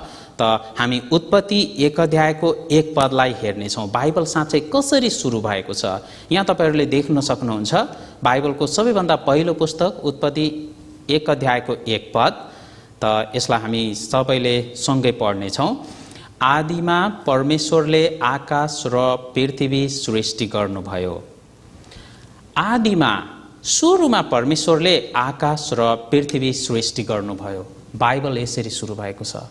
अरू कुनै पनि कुरा नभनिकन हाम्रो यो पृथ्वी अनि त्यो आकाश सबभन्दा पहिले यो बाइबलको परमेश्वरले यसरी सृष्टि गर्नुभयो भनेर भनिएको छ। तर यो कुरा हामीले सुने अनुसार सबैले यो आकाश र पृथ्वी चाहिँ मैले सृष्टि गरेको हो, यसरी सृष्टि भयो, त्यसरी सृष्टि भयो भनेर भन्नेहरू धेरै हुनुहुन्छ। त साँच्चै कसले सृष्टि गरेको हो हामी यो कसरी थाहा पाउन सक्छौँ त? हामीले सुनेको छौँ कि हाम्रो देशमा विशेष गरी बुढापाका बुवाआमा, हजुरबा हजुरआमाहरूले भन्नुहुन्छ यो पृथ्वी चाहिँ एउटा ठुलो माछाले बोकेको छ अनि यो माछा कहिलेकाहीँ हिँड्दाखेरि हल्लिन्छ र अनि चाहिँ भुइँचालो आएको भनेर यसरी भन्ने गर्नुहुन्छ। अलिकति पण्डित धार्मिक व्यक्तिलाई यसरी सोध्यो भनेदेखि पण्डितहरूले चाहिँ भन्नुहुन्छ यो पृथ्वी चाहिँ विष्णु भगवानले यसरी हातमा बोकेर राख्नु भएको छ। अनि उहाँको बोक्दा बोक्दा यो हात धेरै थाक्छ अरे, अनि थाकेपछि के गर्नुहुन्छ उहाँले अर्को हातमा यसरी सार्नुहुन्छ। अनि यसरी एउटा हातबाट अर्को हातमा सार्ने क्रममा चाहिँ यो पृथ्वी हल्लिन्छ अनि त्यसरी भूकम्प आएको भनेर यसरी विचार गर्नेहरू पनि हुनुहुन्छ। तपाईहरूले कहिले यस्तो कुरा सुन्नुभएको छ? अरू कसैले भन्नुहुन्छ यो पृथ्वीलाई चाहिँ एउटा ठुलो कछुवाले बोकेको छ अनि त्यो कछुवा बिस्तारै हिँड्दाखेरि पनि यो पृथ्वी हल्लिन्छ भनेर यसरी विचार गर्नेहरू पनि हुनुहुन्छ। के साँच्चै यो पृथ्वी माछाले बोकेको कि विष्णु भगवानले आफ्नो हातमा बोकेको कि कछुवाले बोकेको यस्तो छ त? साँच्चै यसलाई कसले सृष्टि गरेको हो अनि कसले बनाएको हो त्यो व्यक्तिलाई चाहिँ निश्चय पनि थाहा हुन्छ, एकदमै राम्रोसँग थाहा हुन्छ। जस्तो यहाँनिर म तपाईहरूलाई एउटा कुरा बताउने छु, हेरौँ त यो बक्स चाहिँ मैले बनाएको कारणले यहाँभित्र के छ त्यो म पक्का गरी भन्न सक्छु, किनभने यो चाहिँ मैले बनाएको हो। यो बक्सभित्र तपाईहरू विचार गर्नुहुन्छ के छ होला त? यो बक्सभित्र मैले यहाँनिर एउटा माकुरो राखेको छु। खोलेर हेरेको छैन, त हामी सँगै हेरौँ। यो बक्सभित्र एउटा माकुरो छ। हो, माकुरो छ, किनभने यो मैले बनाएको हो। त्यसकारण यो बक्सभित्र मैले के राखेको छु त्यो म थाहा पाउन सक्छु। त्यसै गरी म तपाईँहरूलाई अर्को बक्स देखाउने छु। त यो बक्सभित्र चाहिँ के छ होला तपाईँहरू भन्न सक्नुहुन्छ? गेस गर्न सक्नुहुन्छ, तर तपाईँहरूले ठिकसँग बताउन सक्नुहुन्न, किनभने यो तपाईँहरूले बनाएको होइन। मैले बनाएको कारणले यहाँभित्र मैले एउटा फोटो राखेको छु, एउटा नेस्कैफे कफीको एउटा कप अनि त्यहाँनिर एउटा म्याच बक्स सलाई पनि र एउटा यो मच्छरको धुप बाल्नको लागि सानो एउटा त्यो क्लिप यहाँ राखेको छु। आउनुहोस् त हेरौँ यसलाई। हेर्नुहोस् त, भने जस्तै यहाँ नेस्कफीको एउटा कप छ अनि यो सलाई छ, यहाँ मच्छरको यो सानो त्यो कोइल राख्नको लागि। यो मैले बनाएको कारण यो भित्र के छ भन्ने कुरा नहेरिकन मैले बताउन सकेँ, किनभने त्यो मैले बनाएको हो। बाइबलको सबैभन्दा सुरुमा परमेश्वर भन्नुहुन्छ, आदिमा परमेश्वरले आकाश र पृथ्वी सृष्टि गर्नुभयो। यो आकाश र पृथ्वीलाई सृष्टि गर्ने चाहिँ यो बाइबलको परमेश्वर हुनुहुन्छ भनेर बाइबलले बताउँदछ। त साँच्चै नै यो परमेश्वरले सृष्टि गर्नुभएको हो कि होइन त तपाईँ हामी कसरी थाहा पाउन सक्छौँ? त आज हामी बाइबलको कुरा, अरू हिन्दू धर्मशास्त्रको कुरा, अनि यसरी विज्ञान र साइन्सले बताएको कुरा, वैज्ञानिकहरूको सबै कुरा हेर्नेछौँ र साँच्चै कसले सृष्टि गरेको हो यो कुरा हामी बुझ्नेछौँ। बाइबलमा परमेश्वरले यो आकाश पृथ्वी र यहाँ भएका सबै कुराहरू चाहिँ मैले नै बनाएको हो भनेर यसरी भन्नुहुन्छ। हामी नुहेमियाको पुस्तक 9 अध्यायको 6 पदलाई हेर्नेछौँ। नुहेमिया 9 अध्यायको 6 पद म पढ्नेछु। तपाईँ मात्र परमप्रभु हुनुहुन्छ, तपाईँले नै स्वर्ग, सर्वोच्च आकाश र त्यसका सबै तारामण्डल, पृथ्वी र त्यसमा भएका सबै थोक र समुद्रहरू र तिनमा भएका सबै थोकहरू बनाउनुभयो। तपाईँले नै तिनीहरू सबैलाई जीवन दिनुहुन्छ र स्वर्गका सारा समुदायले तपाईँलाई पुज्दछन्। म तपाईँहरूलाई अलिकति ध्यान दिएर यो कुरा बुझ्नको लागि म अनुरोध गर्छु। त यो परमेश्वरले स्वर्ग, सर्वोच्च आकाश र त्यसका सबै तारामण्डल बनाउनुभयो, अनि पृथ्वीमा भएका सबै थोक, अनि समुद्र र समुद्रमा भएका सबै थोक। त्यसो भए यो परमेश्वरले सृष्टि नगरेको कुरा के छ होला त? विचार गर्नुहोस् त। आकाशभन्दा माथि भएको सबै कुरा, अनि यो पृथ्वीमा भएको सबै कुरा, अनि समुद्रमा भएको सबै कुरा, योभन्दा बाहेक कुन कुरा छ? केही पनि छैन। यो नहमिया 9 अध्यायको 6 पद अनुसार हामीले विचार गर्ने हो भनेदेखि यो परमेश्वरले सबै कुरा सृष्टि गर्नुभयो र उहाँले सृष्टि नगरेको कुरा कुनै पनि छैन भनी हामी थाहा पाउन सक्छौँ। त हाम्रो देशमा मात्रै होइन, हाम्रो छिमेकी देश भारतमा अनि अरू विश्वभरि नै यो पृथ्वी साँच्चै कसरी सृष्टि भयो भन्ने बारेमा आफ्नै विचारहरू छ। त यो विचारलाई पनि आज हामी हेर्नेछौँ। आउनुहोस् यसलाई हामी हेरौँ। पृथ्वी कसरी बन्यो र यो कस्तो थियो भन्ने बारेमा सबै मानिसहरूको आफ्नै धारणाहरू छ। त यसलाई हामी हेरौँ। भारतीय मानिसहरूको विचारमा पृथ्वी चाहिँ यस्तो थियो, एउटा ठुलो बासुकी नाग, अनि यो बासुकी नागमाथि एकदमै ठुलो कछुवा, र त्यो कछुवामाथि 4वटा हात्ती, र यो 4वटा हात्तीले चाहिँ पृथ्वीलाई यसरी बोकेर अड्याएर राखेको छ भनेर यसरी विचार गर्दथे प्राचीन भारतीय मानिसहरू। भनेको तपाईँ हामी जस्तै साधारण सामान्य ज्ञान बुद्धि भएको कि केही थाहा नपाएर यतिकै भन्नेको कुरा यसरी विचार नगर्नुहोस्, यो कुरा होइन। यी चाहिँ त्यतिखेरको धेरै जान्ने बुझ्ने र ज्ञानी एकदमै पढे लेखेको विद्वान मानिसहरू हुनुहुन्थ्यो। उहाँहरूको विचारमा पृथ्वी यस्तो थियो भनेर यसरी विचार गर्नुभएको छ। जस्तै यहाँ हामी देख्न सक्छौँ प्राचीन समयका युरोपियन मानिसहरूको, युरोपतिरका मानिसहरूको विचारमा यो पृथ्वी चाहिँ चेप्टो थियो भनेर यसरी विचार गर्दथे, र धेरै पर गयो भनेदेखि यसरी खसेर मरिन्छ भनेर यसरी विचार गर्नेहरू धेरै हुनुहुन्थ्यो। अनि यो मेसोपोटामिया अर्को प्रख्यात सभ्यता हो। त मेसोपोटामियाका मानिसहरूको विचारमा चाहिँ पृथ्वी, सूर्य कस्तो थियो उहाँहरू के भन्नुहुन्छ? यो सूर्यको हिँड्ने बाटो छ, यो सूर्य यो पालबाट निस्किन्छ अनि यसरी जान्छ, फेरि यहाँभित्र पस्छ, अनि फेरि यो पहाडमा आएर राति सुत्छ, फेरि यहाँबाट भोलि उड्छ र अनि यहाँ निस्केर फेरि जान्छ, यसरी विचार गर्नुहुन्थ्यो। त्यस्तै मिश्रको सभ्यता पनि प्रख्यात सभ्यता हो। त मिश्रका मानिसहरूको विचार पनि उस्तै रहेको छ। त यसरी यो पहाडबाट यो सूर्य उदाउँछ अनि फेरि यता जान्छ, यो पहाडले छेल्छ अनि फेरि घुमेर भोलिपल्ट यहाँ आउँछ। र मिश्रका मानिसहरूको विचारमा यी ताराहरू चाहिँ आकाशमा यसरी डोरीले बाँधेर झुन्ड्याइएको छ भनेर विचार गर्दथे। किन राति तपाईँ हामीले ताराहरूलाई हेऱ्यो भनेदेखि अलिकति यसरी हल्लिएर मिलिक मिलिक गरेर चम्किराखेको देख्छौँ नि। त्यसो हुँदाखेरि के विचार गर्थे, यो चाहिँ केही डोरीले बाँधेर झुन्ड्याएर राखेको रहेछ भनेर यसरी विचार गर्नेहरू, उहाँहरूले यस्तो विचार गर्नुहुन्थ्यो। त के साँच्चै ताराहरूलाई आकाशमा डोरीले बाँधेर झुन्ड्याइएको छ र? साँच्चै सबैले आफ्नै विचारहरू व्यक्त गर्नुभएको छ। त साँच्चै यो पृथ्वी चाहिँ कस्तो छ त? धेरै समयसम्म मानिसहरूलाई यो कुरा थाहा थिएन। तर विज्ञान प्रविधिले यसको खोज अनुसन्धान गर्दै जाँदाखेरि यो पृथ्वी चाहिँ अहिले न त माछाले बोकेको छ, न त विष्णु भगवानले यसलाई हातमा लिनुभएको छ, न यो हात्तीहरूमाथि यसरी राखिएको छ।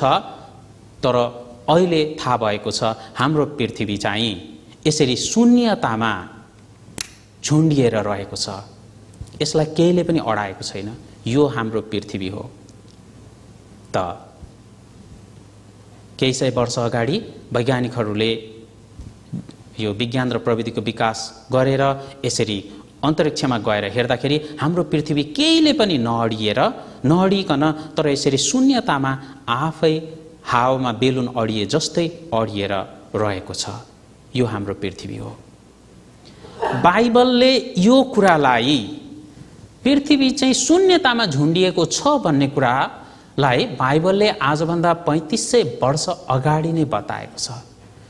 अयुबको पुस्तकमा परमेश्वरले अयुबलाई भन्नुभयो कि पृथ्वीलाई मैले यसरी शून्यतामा झुन्ड्याएर राखेको छु भनेर यसरी उहाँले भन्नुभयो। यहाँ हामी हेरौँ को पुस्तक 26 अध्यायको 7 पद। उहाँले खाली ठाउँमा उत्तरीय आकाशलाई फैलाउनुहुन्छ र शून्यतामा पृथ्वीलाई झुन्ड्याउनुहुन्छ। अयुब आजभन्दा 3500 वर्ष अगाडिको मानिस हुन् र अयुबले यदि आफ्नो विचारद्वारा यो कुरा भन्ने हो भनेदेखि कसरी उनले भन्न सक्छन् कि यो पृथ्वी शून्यतामा झुन्डिएको छ भनेर? अहिले पनि तपाईँ हामीले हेर्छौँ भने यो पृथ्वी शून्यतामा झुन्डिएर रहेको छ जस्तो हामीलाई लाग्दैन। तर अहिले यति प्रविधिको विकास भइसक्यो भने त्यतिखेर अयुबले यो कुरा कसरी भन्न सक्छन् कि पृथ्वी साँच्चै नै शून्यतामा झुन्डिएर रहेको छ भनेर? परमेश्वरले अयुबलाई भन्नुभयो कि यो पृथ्वीलाई मैले शून्यतामा झुन्ड्याएर राखेको छु भनेर। त्यसैगरी परमेश्वरले भन्नुभयो यो आकाशलाई पनि मैले सृष्टि गरेको हो।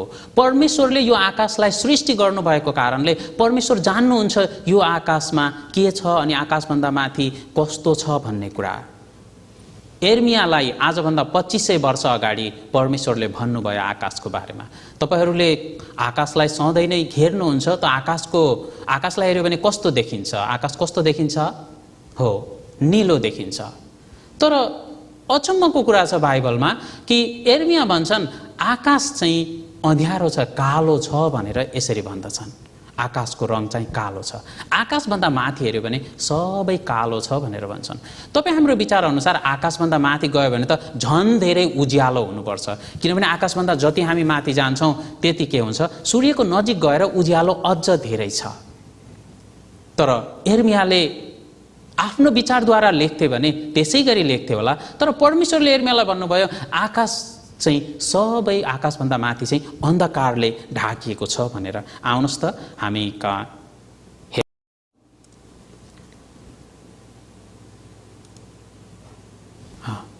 माफ गर्नुहोस्, यसैया 50को 3 यसैया अगमवक्ताद्वारा पनि परमेश्वरले भन्नुभयो र एर्मिया अगमवक्ताद्वारा पनि। त यसैया 50को 3, म आकाशलाई अन्धकारले ढाक्छु र त्यसलाई भाङ्रा ओढाइदिन्छु। यसैया अगमवक्ताद्वारा परमेश्वरले भन्नुभयो म आकाशलाई अन्धकारले ढाक्छु भनेर। परमेश्वरले यो आकाशलाई अन्धकारले ढाक्नु भएको छ।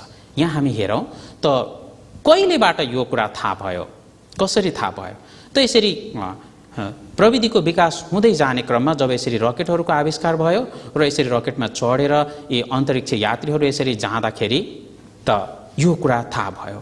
त पहिलो अन्तरिक्ष यात्री युरी गागरिन 12 अप्रिल 1961 मा पहिलोपल्ट यसरी अन्तरिक्षमा गएका थिए र उनी यसरी गएपछि यो कुरा थाहा भयो।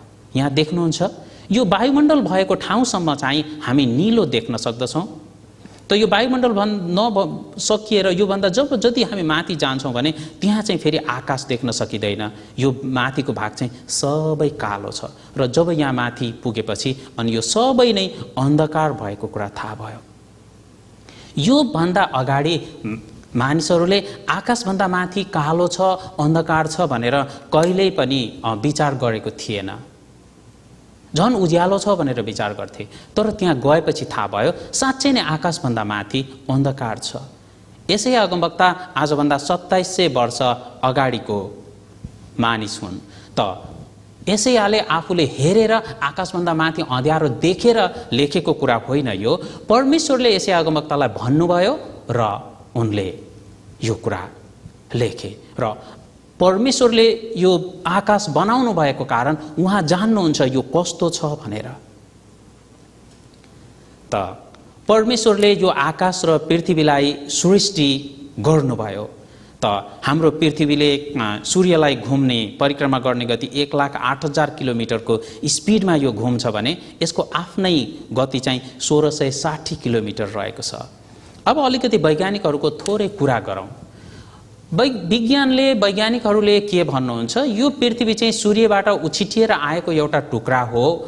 सुरुमा यो धेरै तातो थियो अनि बिस्तारै सेलाउँदै गयो। सेलाउँदै जाने क्रममा यहाँबाट चाहिँ तातो बाफहरू माथि गयो अनि त्यो सेलायो र अनि पानी पर्यो र पानी पर्दाखेरि अब जमेको ठाउँहरू चाहिँ सानो ठाउँहरू यसरी पोखरीहरू बन्यो, बगेको ठाउँहरू खोला बन्यो अनि अझै ठुलो ठुलो जमेको पानीको भागहरू चाहिँ यसरी समुद्र, सागर, महासागरहरू बने र अग्ला अग्ला ठाउँहरू चाहिँ हिमाल पहाडहरू बने।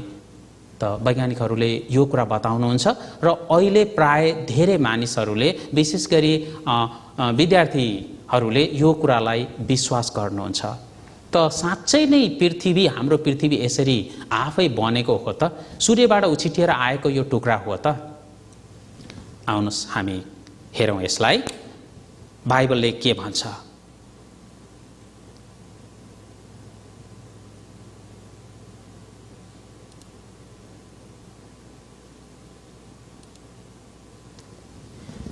यहाँ सूर्य छ र सूर्यदेखि हाम्रो पृथ्वीसम्मको दूरी 15 करोड किलोमिटर टाढा छ र हाम्रो पृथ्वी यो सूर्यभन्दा अलिकति पनि सूर्यतर्फ अलिकति नजिक भयो भने तातोको कारणले यो पृथ्वीमा बोट बिरुवा र जीवित प्राणीहरू रहन सक्दैनन्। अलिकति मात्रै नजिक हुन्छ भने 400 डिग्री सेन्टिग्रेड भन्दा बढी तातो हुन्छ भनेर वैज्ञानिकहरू भन्नुहुन्छ।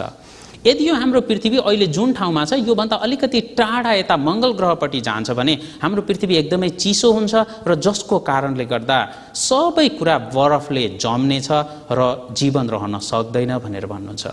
तर हाम्रो पृथ्वी एकदमै ठिक ठाउँमा जीवन रहन सक्ने क्षेत्रमा रहेको हुनाले यहाँ जीवन छ। हाम्रो पृथ्वीमा मात्रै जीवन रहन सकेको छ। यसैया अगमवक्ताद्वारा परमेश्वरले यो कुरा आजभन्दा 2700 वर्ष अगाडि नै भन्नुभयो कि यो पृथ्वी चाहिँ परमेश्वरले बोट बिरुवा, मानिस र अरू प्राणीहरूलाई राख्नको लागि बनाउनु भएको हो, आबाद गर्नलाई बनाएको भनेर भन्नुहुन्छ।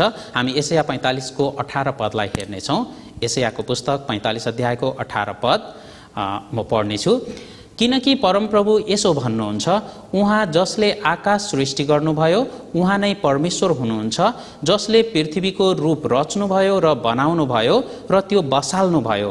उहाँले त्यो खाली हुनलाई सृष्टि गर्नु भएन, तर उहाँले त्यो आबाद गर्नलाई बनाउनु भयो। उहाँ भन्नुहुन्छ, म परमप्रभु हुँ, म बाहेक अरू कोही छैन।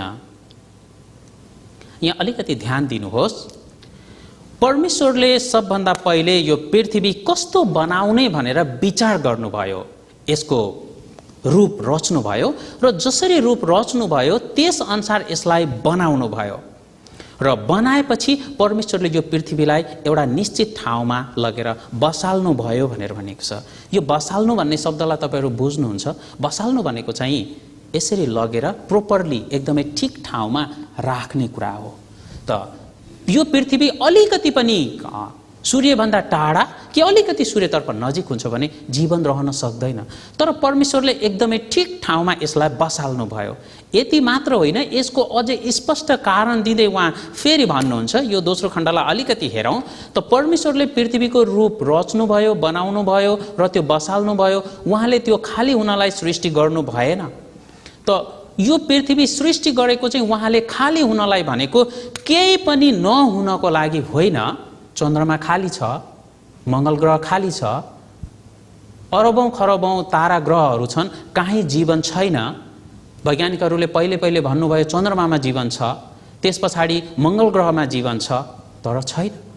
परमेश्वरले यो सबै सृष्टि गर्नुभएको हुनाले उहाँ जान्नुहुन्छ कि जीवन रहन सक्ने ग्रह भनेको चाहिँ यो हाम्रो पृथ्वी मात्रै हो। र उहाँ यहाँ स्पष्ट गरी भन्नुहुन्छ, परमेश्वरले यो पृथ्वी खाली हुनलाई सृष्टि गर्नु भएन, केही पनि नहुनको लागि होइन, तर उहाँले त्यो आबाद गर्नलाई बनाउनु भयो। हाम्रो पृथ्वीमा बोट बिरुवा, प्राणी, अरू जीव जन्तुहरू प्रशस्त गरी छन्। आबाद भनेको चाहिँ बसोबास हो। अङ्ग्रेजीमा हेऱ्यो भनेदेखि इङ्ग्लिस बाइबलमा इन्हेबिटेड भनेर लेखेको छ, यो चाहिँ बसोबास गर्नको लागि, सबै बोट बिरुवा प्राणीहरू रहन सक्नको लागि। यो आकाश र पृथ्वी परमेश्वरले सृष्टि गर्नुभएको कारणले उहाँ जान्नुहुन्छ यो कसरी सृष्टि भयो र कसरी गरियो अनि के का लागि गरियो, सबै कुरा उहाँ जान्नुहुन्छ।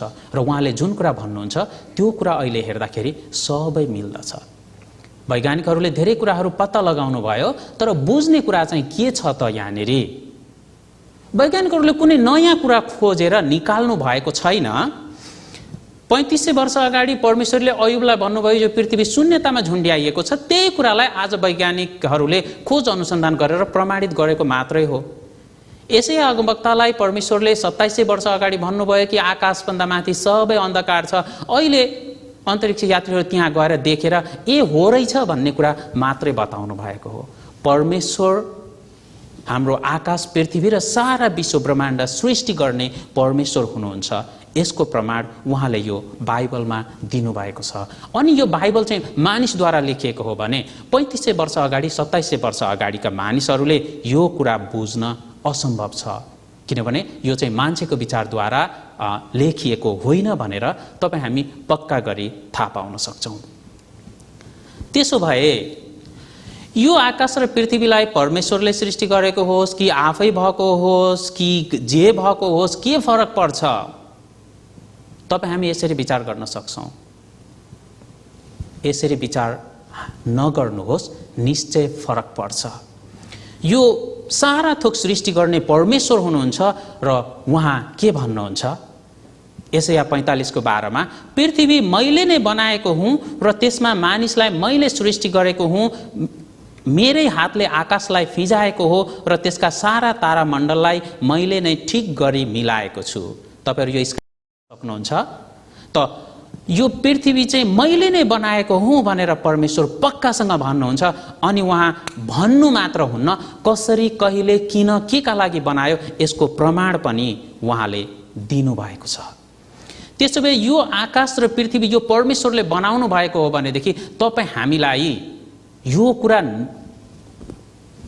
थाहा पाएर अथवा थाहा नपाएर के फरक पर्छ?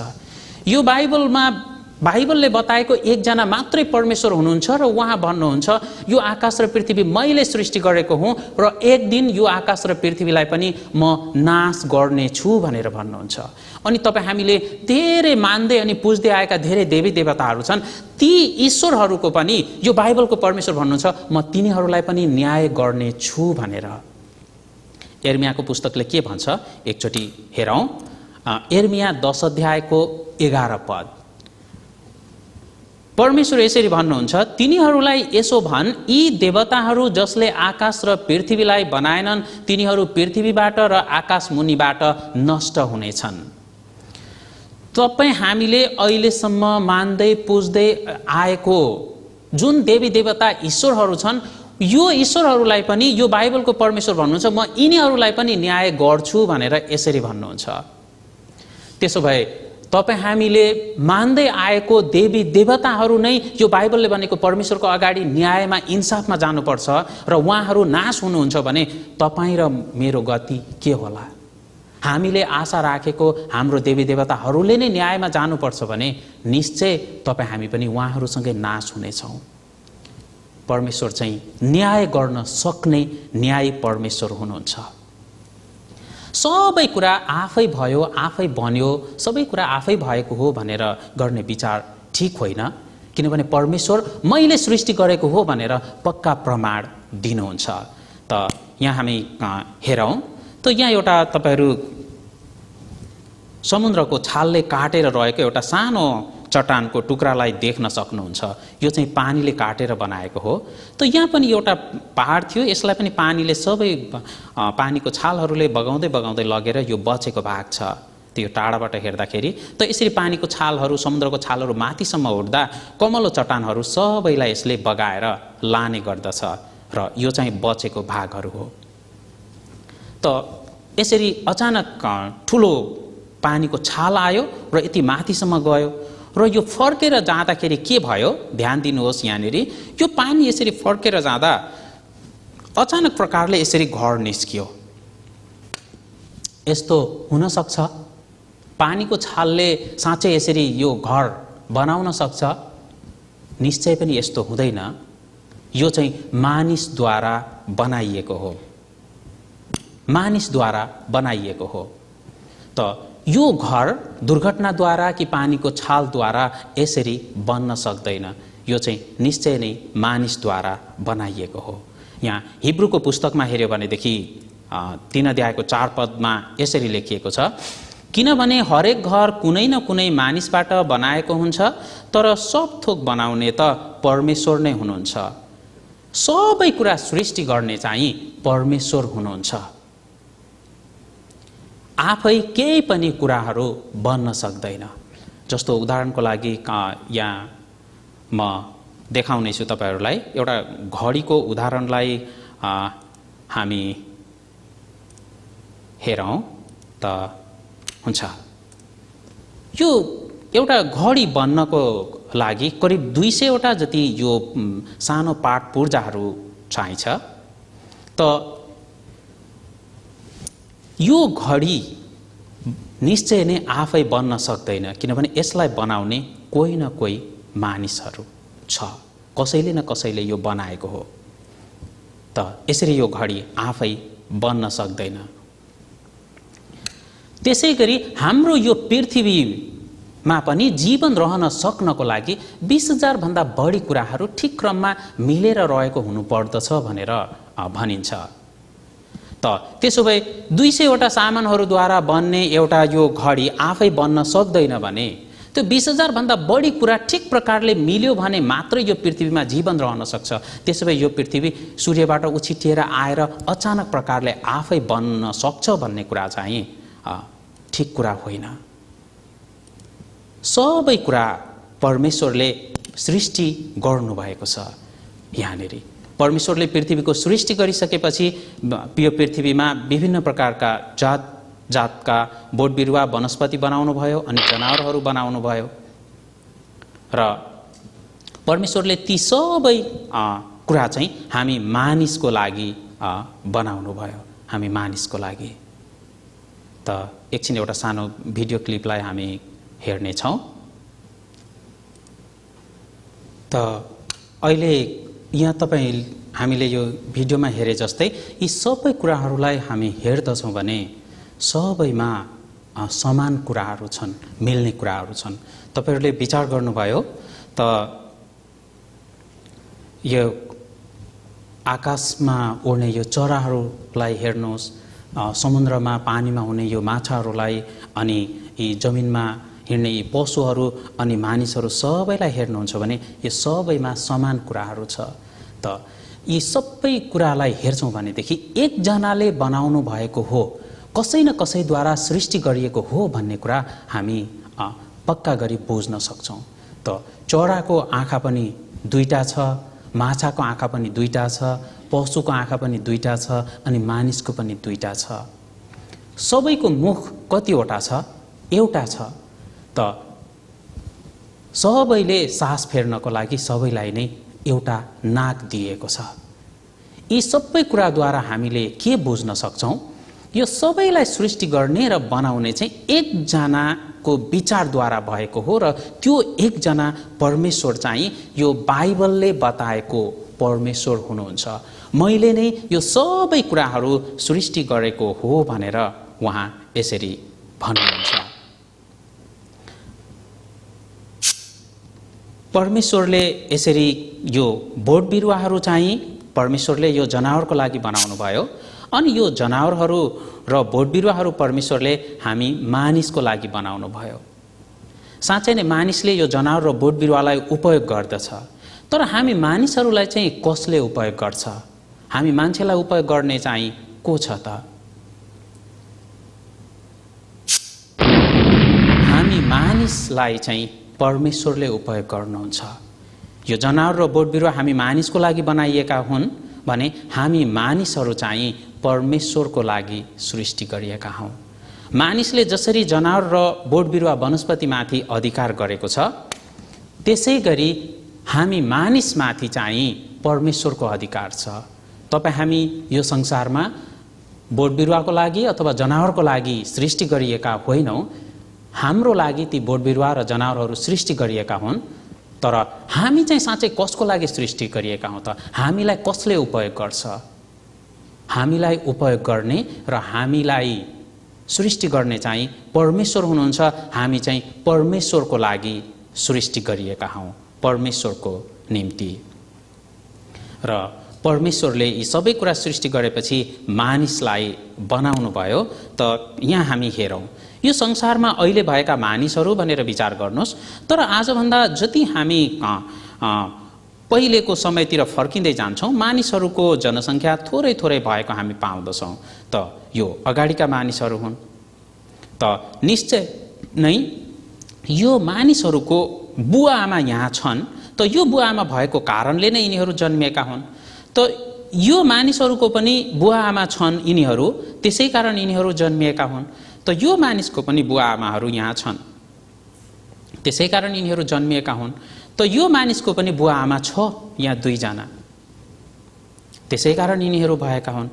तर यो 2 जनाको चाहिँ यो 2 जनाभन्दा माथि चाहिँ अब अरू मानिस छैन। यो 2 जनाभन्दा अब माथि अरू कोही पनि छैन। त्यसो भए यो 2 जना चाहिँ अरू कोहीद्वारा जन्मिएको भन्ने कुरा चाहिँ मिल्दैन, किनभने जन्माउनको लागि चाहिँ योभन्दा माथि पनि कोही हुनुपर्छ, तर योभन्दा माथि अब कोही पनि छैन। यो 2 जनालाई सृष्टि गर्ने, यो 2 जनालाई बनाउने चाहिँ परमेश्वर हुनुहुन्छ। यो 2 जनालाई बनाएको चाहिँ कसले हो? परमेश्वरले सृष्टि गर्नुभयो। परमेश्वरले यो 2 जना आदम र हब्बा भनेर भनिन्छ, त यो 2 जनालाई सृष्टि गर्नुभयो र यो 2 जनाबाट यो संसारमा अहिले भएका यति धेरै मानिसहरू आएका हुन् र हामी मानिसलाई सृष्टि गर्ने परमेश्वर हुनुहुन्छ। हामी चाहिँ परमेश्वरको सृष्टि हौँ। परमेश्वरले भूमिको माटोबाट मानिसलाई बनाउनु भयो। यहाँ हामी उत्पत्ति 2 अध्यायको 7 पदमा हेर्दछौँ भने यो कुरा देख्छौँ। तब परमप्रभु परमेश्वरले भूमिको माटोबाट मानिस बनाउनु भयो र तिनको नाकमा जीवनको सास फुकिदिनु भयो र मानिस जीवित प्राणी भए। परमेश्वरले भूमिको माटोबाट मानिस बनाउनु भयो र त्यो बनाइएको मानिसको शरीरमा चाहिँ जीवनको सास यानी कि परमेश्वरले आफ्नो आत्मा राखिदिनु भयो र त्यस पछाडि मानिस जीवित प्राणी भए। त परमेश्वरले हामीलाई उहाँको आफ्नै स्वरूपमा बनाउनु भयो भनेर यहाँ उत्पत्ति 1 अध्यायको 27 पदले भन्दछ। उत्पत्ति 1 को 27ले यसै कारण परमेश्वरले मानिसलाई आफ्नै स्वरूपमा सृष्टि गर्नुभयो, परमेश्वरकै प्रतिरूपमा उहाँले तिनलाई सृष्टि गर्नुभयो, नर र नारी नै गरी उहाँले तिनीहरूलाई सृष्टि गर्नुभयो। परमेश्वरले हामी मानिसलाई आफ्नै स्वरूपमा सृष्टि गर्नुभयो भनेको चाहिँ तपाईँ हामी भित्र जुन उहाँले आत्मा राखिदिनु भएको छ, यो आत्मा चाहिँ सबै मानिसको एउटै हो। संसारभरिका मानिसहरूको रूप, उचाइ, रङ फरक भए तापनि आत्मा चाहिँ सबैको एउटै छ, किनभने परमेश्वरले सबै मानिसहरूमा उहाँकै स्वरूपको आत्मा राखिदिनु भएको छ। त पहिलो मानिस आदमलाई परमेश्वरले यसरी सृष्टि गर्नुभयो र हामी मानिसको सृष्टिकर्ता चाहिँ परमेश्वर हुनुहुन्छ र हामी चाहिँ उहाँको सृष्टि हौँ। परमेश्वर हाम्रो सृष्टिकर्ता र हामी उहाँको सृष्टि हौँ। हामी मानिसमा एउटा शरीर छ भने त्यसपछि अर्को महत्त्वपूर्ण कुरा छ हामीभित्र, त्यो चाहिँ हो आत्मा। हामीसँग साँच्चै नै आत्मा छ। तपाईँ हामी हरेकजनासँग आत्मा छ। शरीर मात्र नभएर यो शरीरसँग आत्मा पनि छ। त एउटा शरीर छ भने यो शरीरभित्र आत्मा छ र यो आत्मा सृष्टि गर्ने चाहिँ परमेश्वर हुनुहुन्छ। यहाँ जकरिया 12 को 1 पदमा हेऱ्यो भने आकाश फैलाउनु हुने, पृथ्वीको जग बसाल्नु हुने र मानिसका आत्मा त्यसभित्र रच्नुहुने परमप्रभु घोषणा गर्नुहुन्छ। हामी मानिसभित्र आत्मालाई परमेश्वरले बनाएर राख्नु भएको छ।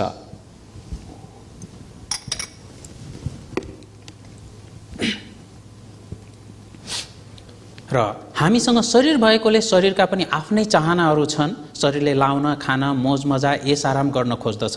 त्यसै गरी हामीसँग आत्मा छ र यो आत्मा भएको कारणले आत्माको पनि आफ्नै चाहना छ अनि यो आत्मा चाहिँ परमेश्वरको स्वरूपमा छ। तपाईहरूले कहिलेकाहीँ विचार गर्नु भएको होला कि सबै कुरा भएर आराममै गरेर बसिराखेको बेलामा पनि केही न केही कुरा नपुगेको जस्तो, एउटा छटपटी जस्तो महसुस हुन्छ। भोक पनि लागेको छैन, तिर्खा पनि लागेको छैन, गर्मी पनि छैन, रोग बिमारी कुनै जिउ दुखेको छैन। त्यसो भए आरामसँग टिभी हेर्दैछ। अब बसेर सोफामा टिभी हेऱ्यो, फेरि अल्छी लाग्यो, फेरि अब एकछिन सुतेर हेर्छु भन्यो, अनि ढल्केर हेऱ्यो, फेरि भएन, होस् अब निन्द्रा लाग्यो, त्यसो भए सुत्छु। केही गर्दा पनि सन्तोष हुँदैन, सन्तुष्टि हुँदैन। केही न केही कुरा नभएको जस्तो एक किसिमको एउटा छटपटी आउँछ। यो चाहिँ हाम्रो शरीरमा घटीकमी भएको कारणले होइन, हामीसँग एउटा आत्मा छ र त्यो आत्मा चाहिँ परमेश्वरदेखि टाढा भएको कारणले त्यसले परमेश्वरलाई खोज्दछ। हामीभित्र त्यो आत्मा भएकोले हामीले कहिलेकाहीँ यस्तो छटपटीको अनुभवहरू गर्ने गर्दछौँ। साँच्चै नै हामी मानिससँग आत्मा छ हामीसँग। त यो आत्मा चाहिँ परमेश्वरको स्वरूपमा भएको कारणले हामी मानिसहरूमा मात्रै यो धर्मी हृदय हामी पाउँछौँ। धेरै मानिसहरूले पशु र मान्छेलाई एउटै भनेर यसरी विचार गर्छन्, किनभने तिनीहरू पनि प्राणी हुन् त मानिस पनि प्राणी हो। साँच्चै पशु र मान्छेमा के फरक छ होला त? तिनीहरू पनि खान्छन्, जन्मिन्छन्, हुर्किन्छन्, बढ्छन्, एक दिन मरेर जान्छन्। मानिस पनि त्यस्तै हो। सामान्य तरिकाले हेऱ्यो भने केही फरक छैन। कतिले चाहिँ अब पशुहरू बोल्न सक्दैनन्, मानिसहरू बोल्छन् भनेर यसरी भन्नुहुन्छ। के छ फरक भन्यो भने कसैले चाहिँ तिनीहरूको बुद्धि छैन तर मानिसहरू बुद्धिमान छन् भनेर यसरी विचार गर्छन्। यो कुरा होइन। पशुहरू पशुको भाषा बोल्छन् अनि तिनीहरूको पनि ज्ञान बुद्धि छ। तिनीहरू पनि आफ्नो बच्चालाई प्रेम गर्छन्, हुर्काउँछन्, सुरक्षा गर्छन्। तपाईँहरूले विचार गर्नुभएको छ, कुकुरले भर्खर बच्चा पाएको छ भनेदेखि त्यो नयाँ मान्छे कि घरकै मान्छे पनि त्यसको नजिक गयो भनेदेखि आफ्नो बच्चालाई माया गरेर यसले लान्छ कि भनेर टोक्नको लागि जान्छ। आफ्नो गाईको बाछोलाई तपाईँले हेर्नु होला ब्याएको बेलामा कि आफ्नो बच्चालाई त्यसले कति माया गर्छ, दुध खुवाउँछ। ज्ञान बुद्धि छ पशुसँग, प्रेम पनि छ, सबै कुरा छ। तर तिनीहरूसँग परमेश्वरको स्वरूपको आत्मा नभएको हुनाले तिनीहरूसँग धर्मी हृदय छैन अनि तिनीहरूसँग विवेक छैन। विवेकभन्दा बुद्धि भनेर विचार नगर्नुहोस्। ज्ञान र विवेक चाहिँ अलिकति फरक कुरा हो। त हामी मानिससँग मात्रै यो विवेक र धर्मी हृदय छ, किनकि हामीले परमेश्वरको स्वरूपको आत्मा पाएका छौँ। जस्तो एउटा मानिस र पशुमा भएको फरक साँच्चै नै आत्मा पशुसँग छैन, परमेश्वरको आत्मा र हामीसँग मात्रै छ। यसको एउटा सानो उदाहरण भन्नु पर्यो भनेदेखि एउटा गोरुले अर्को गोरुलाई झगडा गर्दाखेरि के भयो, जुत्दाखेरि हानेर भिरबाट खसाइदियो अनि त्यो गोरु मर्यो। त्यो मार्ने गोरु, हानेर मार्ने गोरु घरमा आयो भनेदेखि त्यो गोरुले अब ओहो मैले मेरो साथीलाई यसरी हानेर मारेँ, त्यसो गर्नु हुने थिएन भनेर कहिल्यै दुःख मान्छ र मान्दैन, उसलाई केही पनि छैन। त्यो घरमा आयो भने आनन्दसँग खोले कुँडो राखेको घाँस पराल खान्छ, सुत्छ, सिद्धियो। तर तपाईँ हामी नि, तपाईँले कहिले त्यसरी तपाईँको हातद्वारा कोही मारिन्छ भने कि दुर्घटनाद्वारा कसैलाई तपाईँको कारणले केही चोट पुग्छ भने तपाईँ हामी राम्ररी खाना खान सक्छौँ र राम्ररी सुत्न सक्छौँ र? मनमा पीडा हुन्छ। कसैलाई तपाईँले गरेको त्यो नराम्रो काम थाहा नभए तापनि तपाईँलाई एकदमै मनमा पीडा, छटपटी हुन्छ, दुःख हुन्छ। यो चाहिँ किन यस्तो हुन्छ? हामीसँग परमेश्वरको स्वरूपको आत्मा भएको कारणले। किनभने परमेश्वर चाहिँ धर्मी हुनुहुन्छ र त्यही धर्मी हृदयको केही स्वभाव तपाईँ हामीमा पनि छ। त्यसकारण जब केही गलत काम गर्छौँ भने हाम्रो मनमा एकदमै दुःख लाग्छ, अरूले नभने तापनि दुःख लाग्छ। यो चाहिँ किन? हामीसँग परमेश्वरको स्वरूपको आत्मा भएको कारणले हो। त यहाँ हेरौँ एउटा सानो भिडियो। हामी मानिसहरूसँग आत्मा छ। त यहाँ एउटा कार दुर्घटना भयो।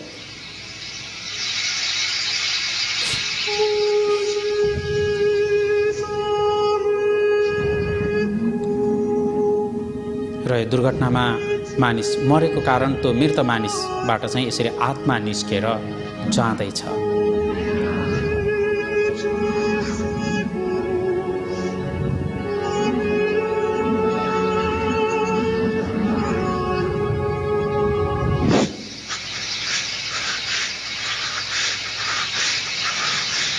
यसरी हामी मरेर जाँदाखेरि हाम्रो शरीरबाट हाम्रो आत्मा निस्केर परमेश्वर कहाँ जान्छ। हामी मर्दाखेरि यो संसारको सबै कुरा हाम्रो लागि सिद्धिए तापनि आत्मा चाहिँ परमेश्वरको स्वरूपमा सृष्टि गरिएको छ र आत्मा चाहिँ कहिल्यै पनि मर्दैन। यही आत्मा तपाईँ हामीसँग भएको कारणले नै हामी पशुभन्दा फरक छौँ र हामी सधैँ बाँचिरहन चाहन्छौँ। हामीलाई अनन्त अनन्तसम्म बाँच्ने यस्तो हृदय र चाहना पनि परमेश्वरले हामीमा राखिदिनु भएको छ। मानिस कहिले पनि मर्न चाहँदैन। यहाँ एउटा म चित्र देखाउँछु, यो हेर्नुहोस्। त यो एकजना स्त्रीले आफू जस्तै यसरी सँगै हिँड्न डुल्नको लागि भनेर एउटा कुकुरलाई के गर्नुभयो, आफू जस्तै यसरी धेरै राम्रो पार्नुभयो। ऊ जस्तै छ। त के फरक छ मानिस र पशुमा? एउटै फरक छ कि यो कुकुरसँग र मान्छेसँग मिल्ने कुरा धेरै छन्। आँखा छ, नाक छ, मुख छ, यो आफ्नो भाषा बोल्छ, यो आफ्नो भाषा बोल्छ, सबै समान छ। तर एउटै कुरा फरक छ, त्यो के हो? पशुसँग आत्मा छैन, मानिससँग मात्रै आत्मा छ। तपाईसँग आत्मा छ र यो आत्मा कहिल्यै पनि मर्दैन। साँच्चै नै तपाईँ हाम्रो जीवन के हो? साँच्चै नै हाम्रो जीवन के हो? हामी कहाँबाट आयौँ र कहाँ जान्छौँ? आज यो संसारमा छौँ, 20-30 वर्ष अगाडि हामी यो संसारमा थिएनौँ। त्यसो भए अब 50-60 वर्ष पछाडि यो संसार छोडेर हामी जान्छौँ। त्यसो भए कहाँ जान्छौँ? 30 वर्ष अगाडि म कहाँ थिएँ र अब 60 वर्ष पछाडि म कहाँ हुन्छु होला?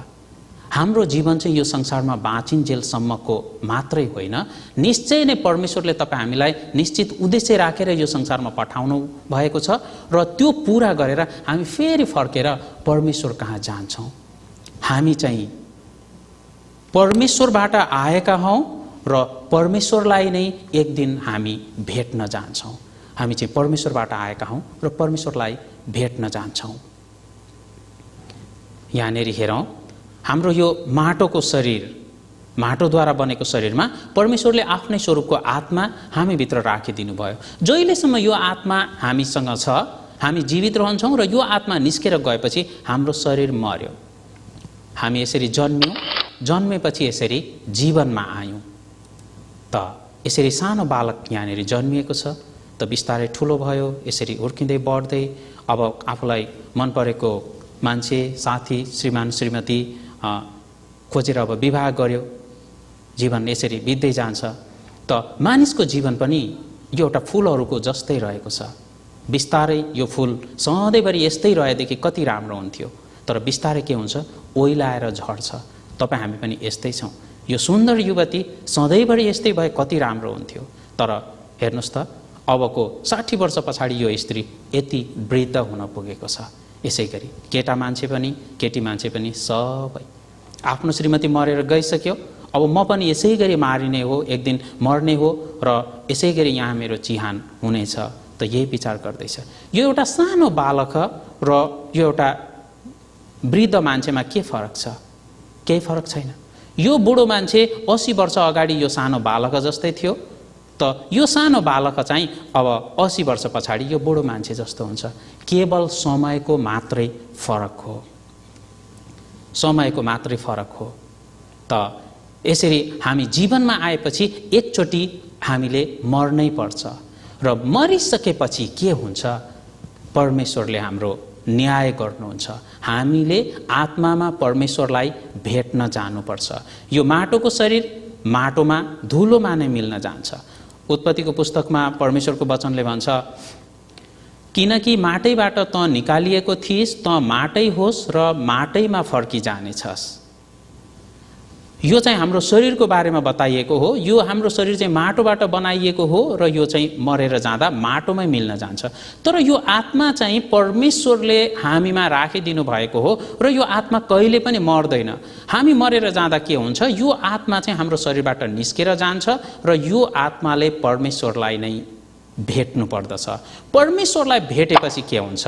परमेश्वरले हाम्रो न्याय गर्नुहुन्छ, उहाँले हाम्रो इन्साफ गर्नुहुन्छ। जब हामी मारिन्छौँ, मर्दछौँ भने हाम्रो आत्मा हाम्रो शरीरबाट निस्केर परमेश्वरलाई भेट्न जान्छ र त्यतिखेर हामीले न्यायको सामना गर्नुपर्दछ। किन? परमेश्वरले हामीलाई मृत्युपछि म इन्साफ गर्छु भनेर भन्नुभएको छ। हिब्रू 9:27। यसलाई हामी सबैले सँगै पढ्नेछौँ। हिब्रूको पुस्तक 9 अध्यायको 27 पद सँगै पढौँ। जसरी मानिसको निम्ति एकपटक मर्नु निश्चित छ र त्यसपछि इन्साफ। हाम्रो लागि एकपटक मर्ने कुरा साँच्चै नै निश्चित छ र जसरी मर्ने कुरा निश्चित छ त्यस पछाडि इन्साफ पनि त्यसै गरी निश्चित छ। तपाईँ यो परमेश्वरको इन्साफबाट बचाइन चाहनुहुन्छ, यो इन्साफमा पर्न चाहनुहुन्न भने एउटा कुरा तपाईँले गर्न सक्नुहुन्छ, तपाईँ कहिले पनि मर्नु हुँदैन। यदि मर्नुभयो भने निश्चय नै इन्साफमा पर्नुपर्छ। किनभने मृत्युपछि चाहिँ परमेश्वरले इन्साफ राख्नु भएको छ। यहाँ उपदेशकको पुस्तक 12 अध्यायको 7 पदले यसरी भनेको छ, जमिनबाट आएको धुलो जमिनमै फर्कन अघि तथा आत्मा दिनुहुने परमेश्वर कहाँ आत्मा जान अघि उहाँको नै सम्झना गर। यो जमिनबाट आएको धुलो चाहिँ हाम्रो शरीर हो र यो चाहिँ एक दिन मरेर जाँदा फेरि यो माटैमा मिल्न जान्छ र आत्मा चाहिँ परमेश्वरले दिनुभएको हो र यो आत्मा चाहिँ फर्केर फेरि परमेश्वर कहाँ नै जान्छ।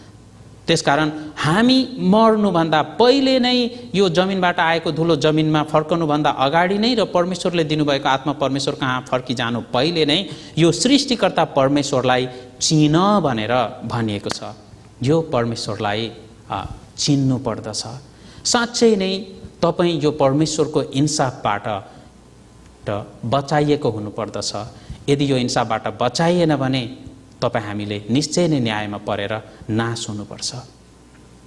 हाम्रो जीवनको केही भरोसा छैन र एकै छिनमा एकै दिनमा र भोलि नै के परि आउँछ त्यो हामी जान्दैनौँ। यहाँ हितोपदेश 27को 1 पदमा हेऱ्यो भनेदेखि, भोलिको धाक नलगा, किनभने एकै दिनमा के आइपर्ला भन्ने तँलाई थाहा हुँदैन। भोलि के परि आउँछ त्यो हामी जान्दैनौँ। त यहाँनिर श्रीमान श्रीमती भर्खरै विवाह गरेको 2 जना जोडी छन्।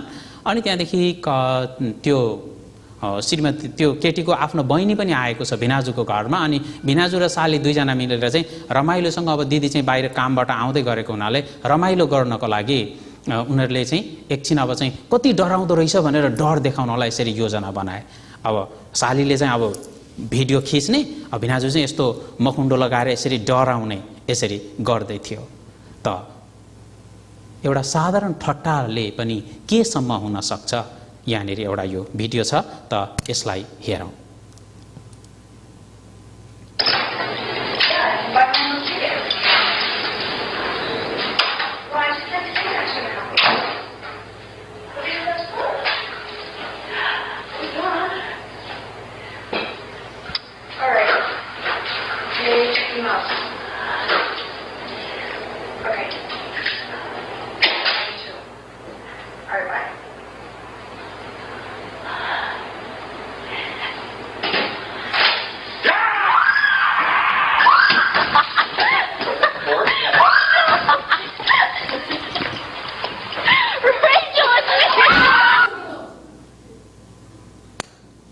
जीवन एकछिन रमाइलो गर्दै थिए।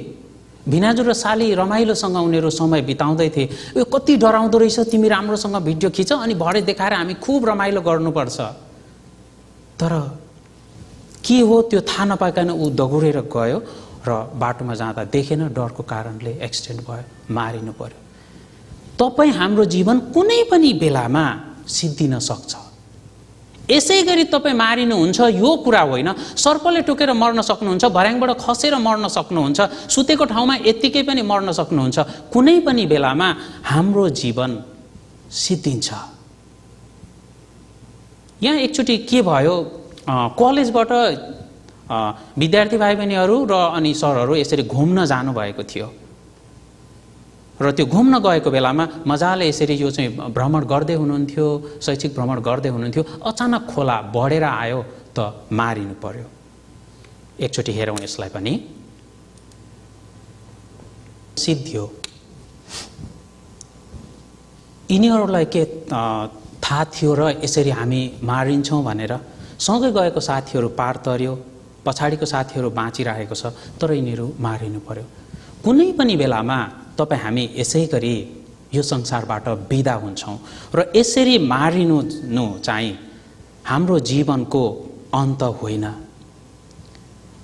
हामीसँग भएको आत्मा कहिल्यै पनि मर्दैन।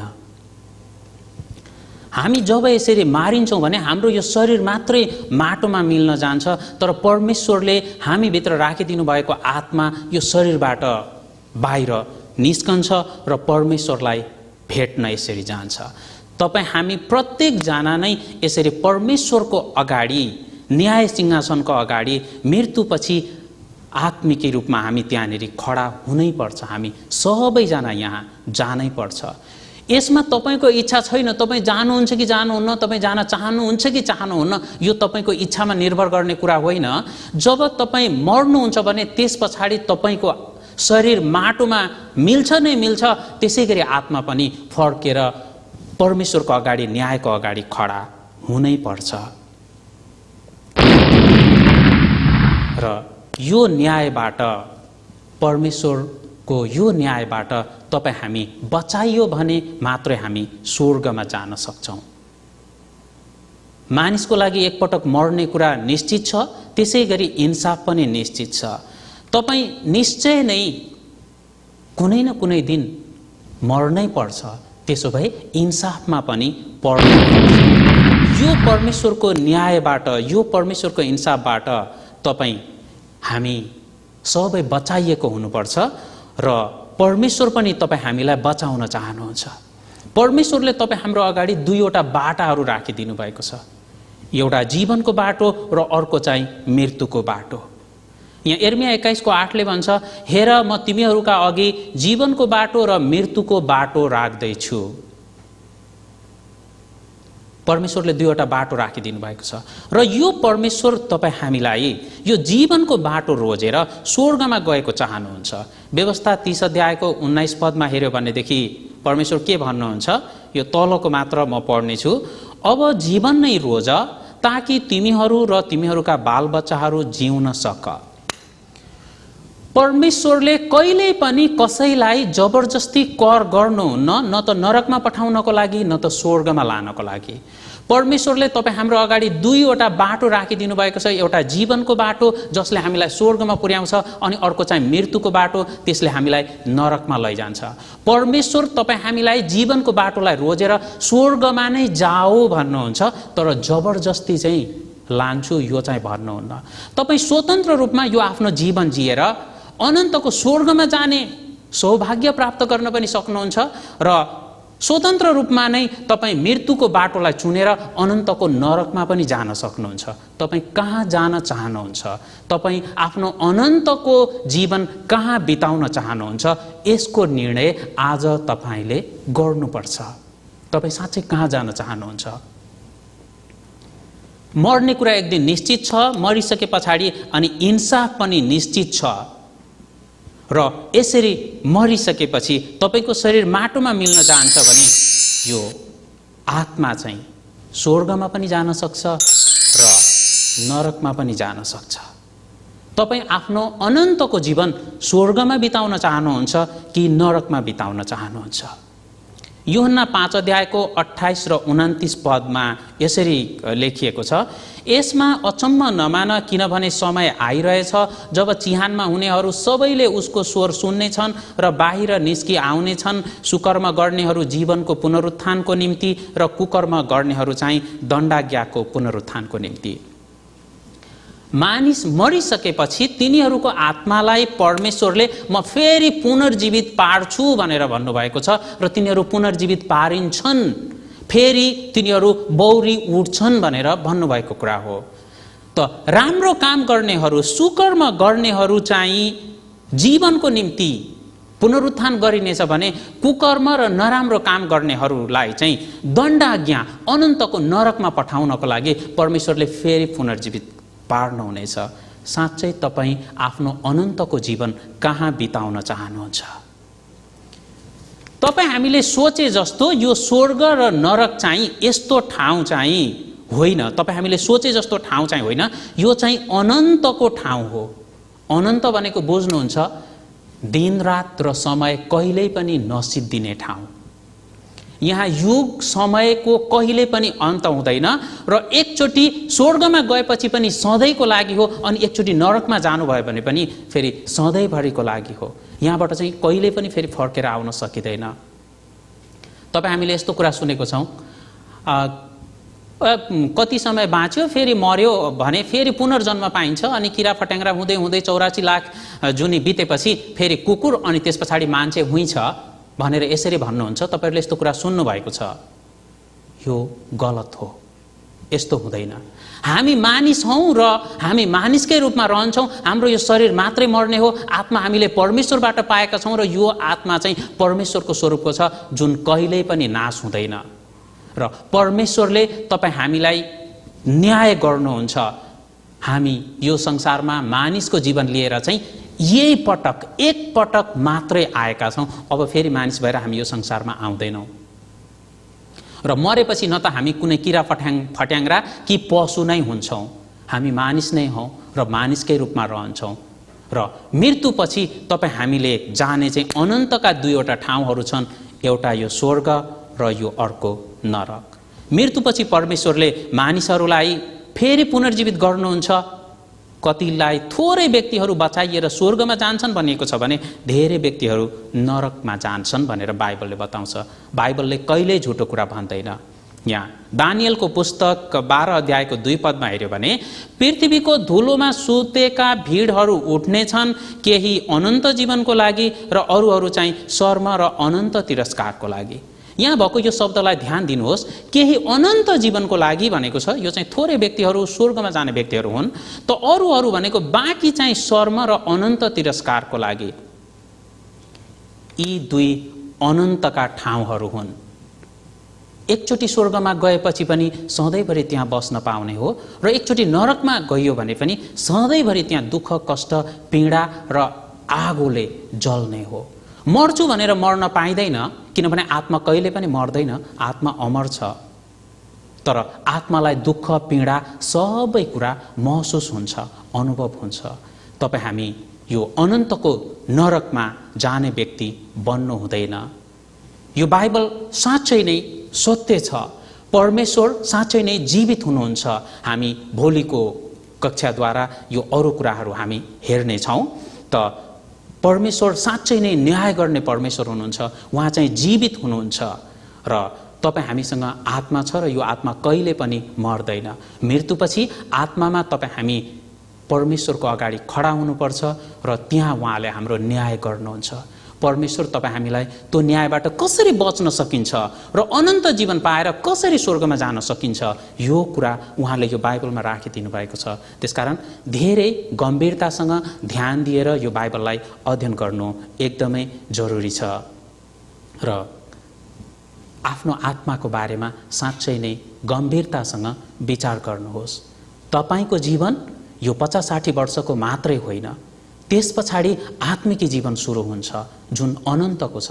तपाईँ आफ्नो अनन्तको जीवन साँच्चै कहाँ बिताउन चाहनुहुन्छ? अनन्तको स्वर्ग राज्यमा कि अनन्तको दुःख, पीडा र कष्ट भोग्ने नरकमा? परमेश्वर तपाईहरू सबैलाई प्रेम गर्नुहुन्छ र यो कष्ट पीडाबाट छुटकारा दिएर स्वर्गमा लान चाहनुहुन्छ, अनन्त जीवन दिन चाहनुहुन्छ। त साँच्चै नै तपाईँ हामी सबैजना नै परमेश्वरलाई चिनेर उहाँको वचनलाई राम्रोसँग अध्ययन गरेर आत्मा कसरी बाँचेर स्वर्गमा जान सक्छ यो बारेमा हामीले बाइबलद्वारा हामी बुझ्नेछौँ।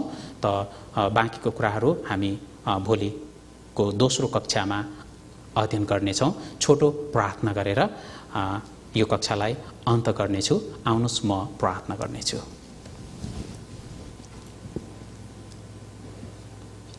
महान न्यायी जीवित जिउँदो परमेश्वर, तपाईलाई धन्यवाद चढाउँदछौँ। तपाईले सहायता अनुग्रह गरेर यसरी पहिलो दिन यतिका जनालाई तपाईँ परमेश्वरको अगाडि आएर वचन सुन्न सक्ने अवसर प्रदान गरिदिनु भयो। आज यहाँ उपस्थित हुनुभएको सबैजनालाई प्रभु साँच्चै नै तपाईँ परमेश्वरको बारेमा बुझ्न र आफ्नो आत्माको बारेमा बुझ्न र मृत्युपछिको अनन्त जीवन प्राप्त गर्ने मन हृदय तपाईले राखिदिनुहोस्। साँच्चै नै मृत्युपछि इन्साफ छ र त्यो इन्साफबाट जसरी पनि म बचाइनुपर्छ र अनन्तको स्वर्ग राज्यमा नै म जानुपर्दछ र यो नरकदेखि म जसरी पनि बचाइएको हुनुपर्छ, यस्तो मन हृदय तपाईले दिनुहोस्। सबै कुरा हामी तपाईँकै चरणमा राख्दछौँ र आज आउनुभएको सबै व्यक्तिहरूलाई भोलि पनि आउन सक्नको निम्ति तपाईँले नै सहायता गरिदिनु भएको होस् भन्दै यो छोटो बिन्ती प्रार्थना गर्दछौँ येशू प्रभुको नाममा, आमेन।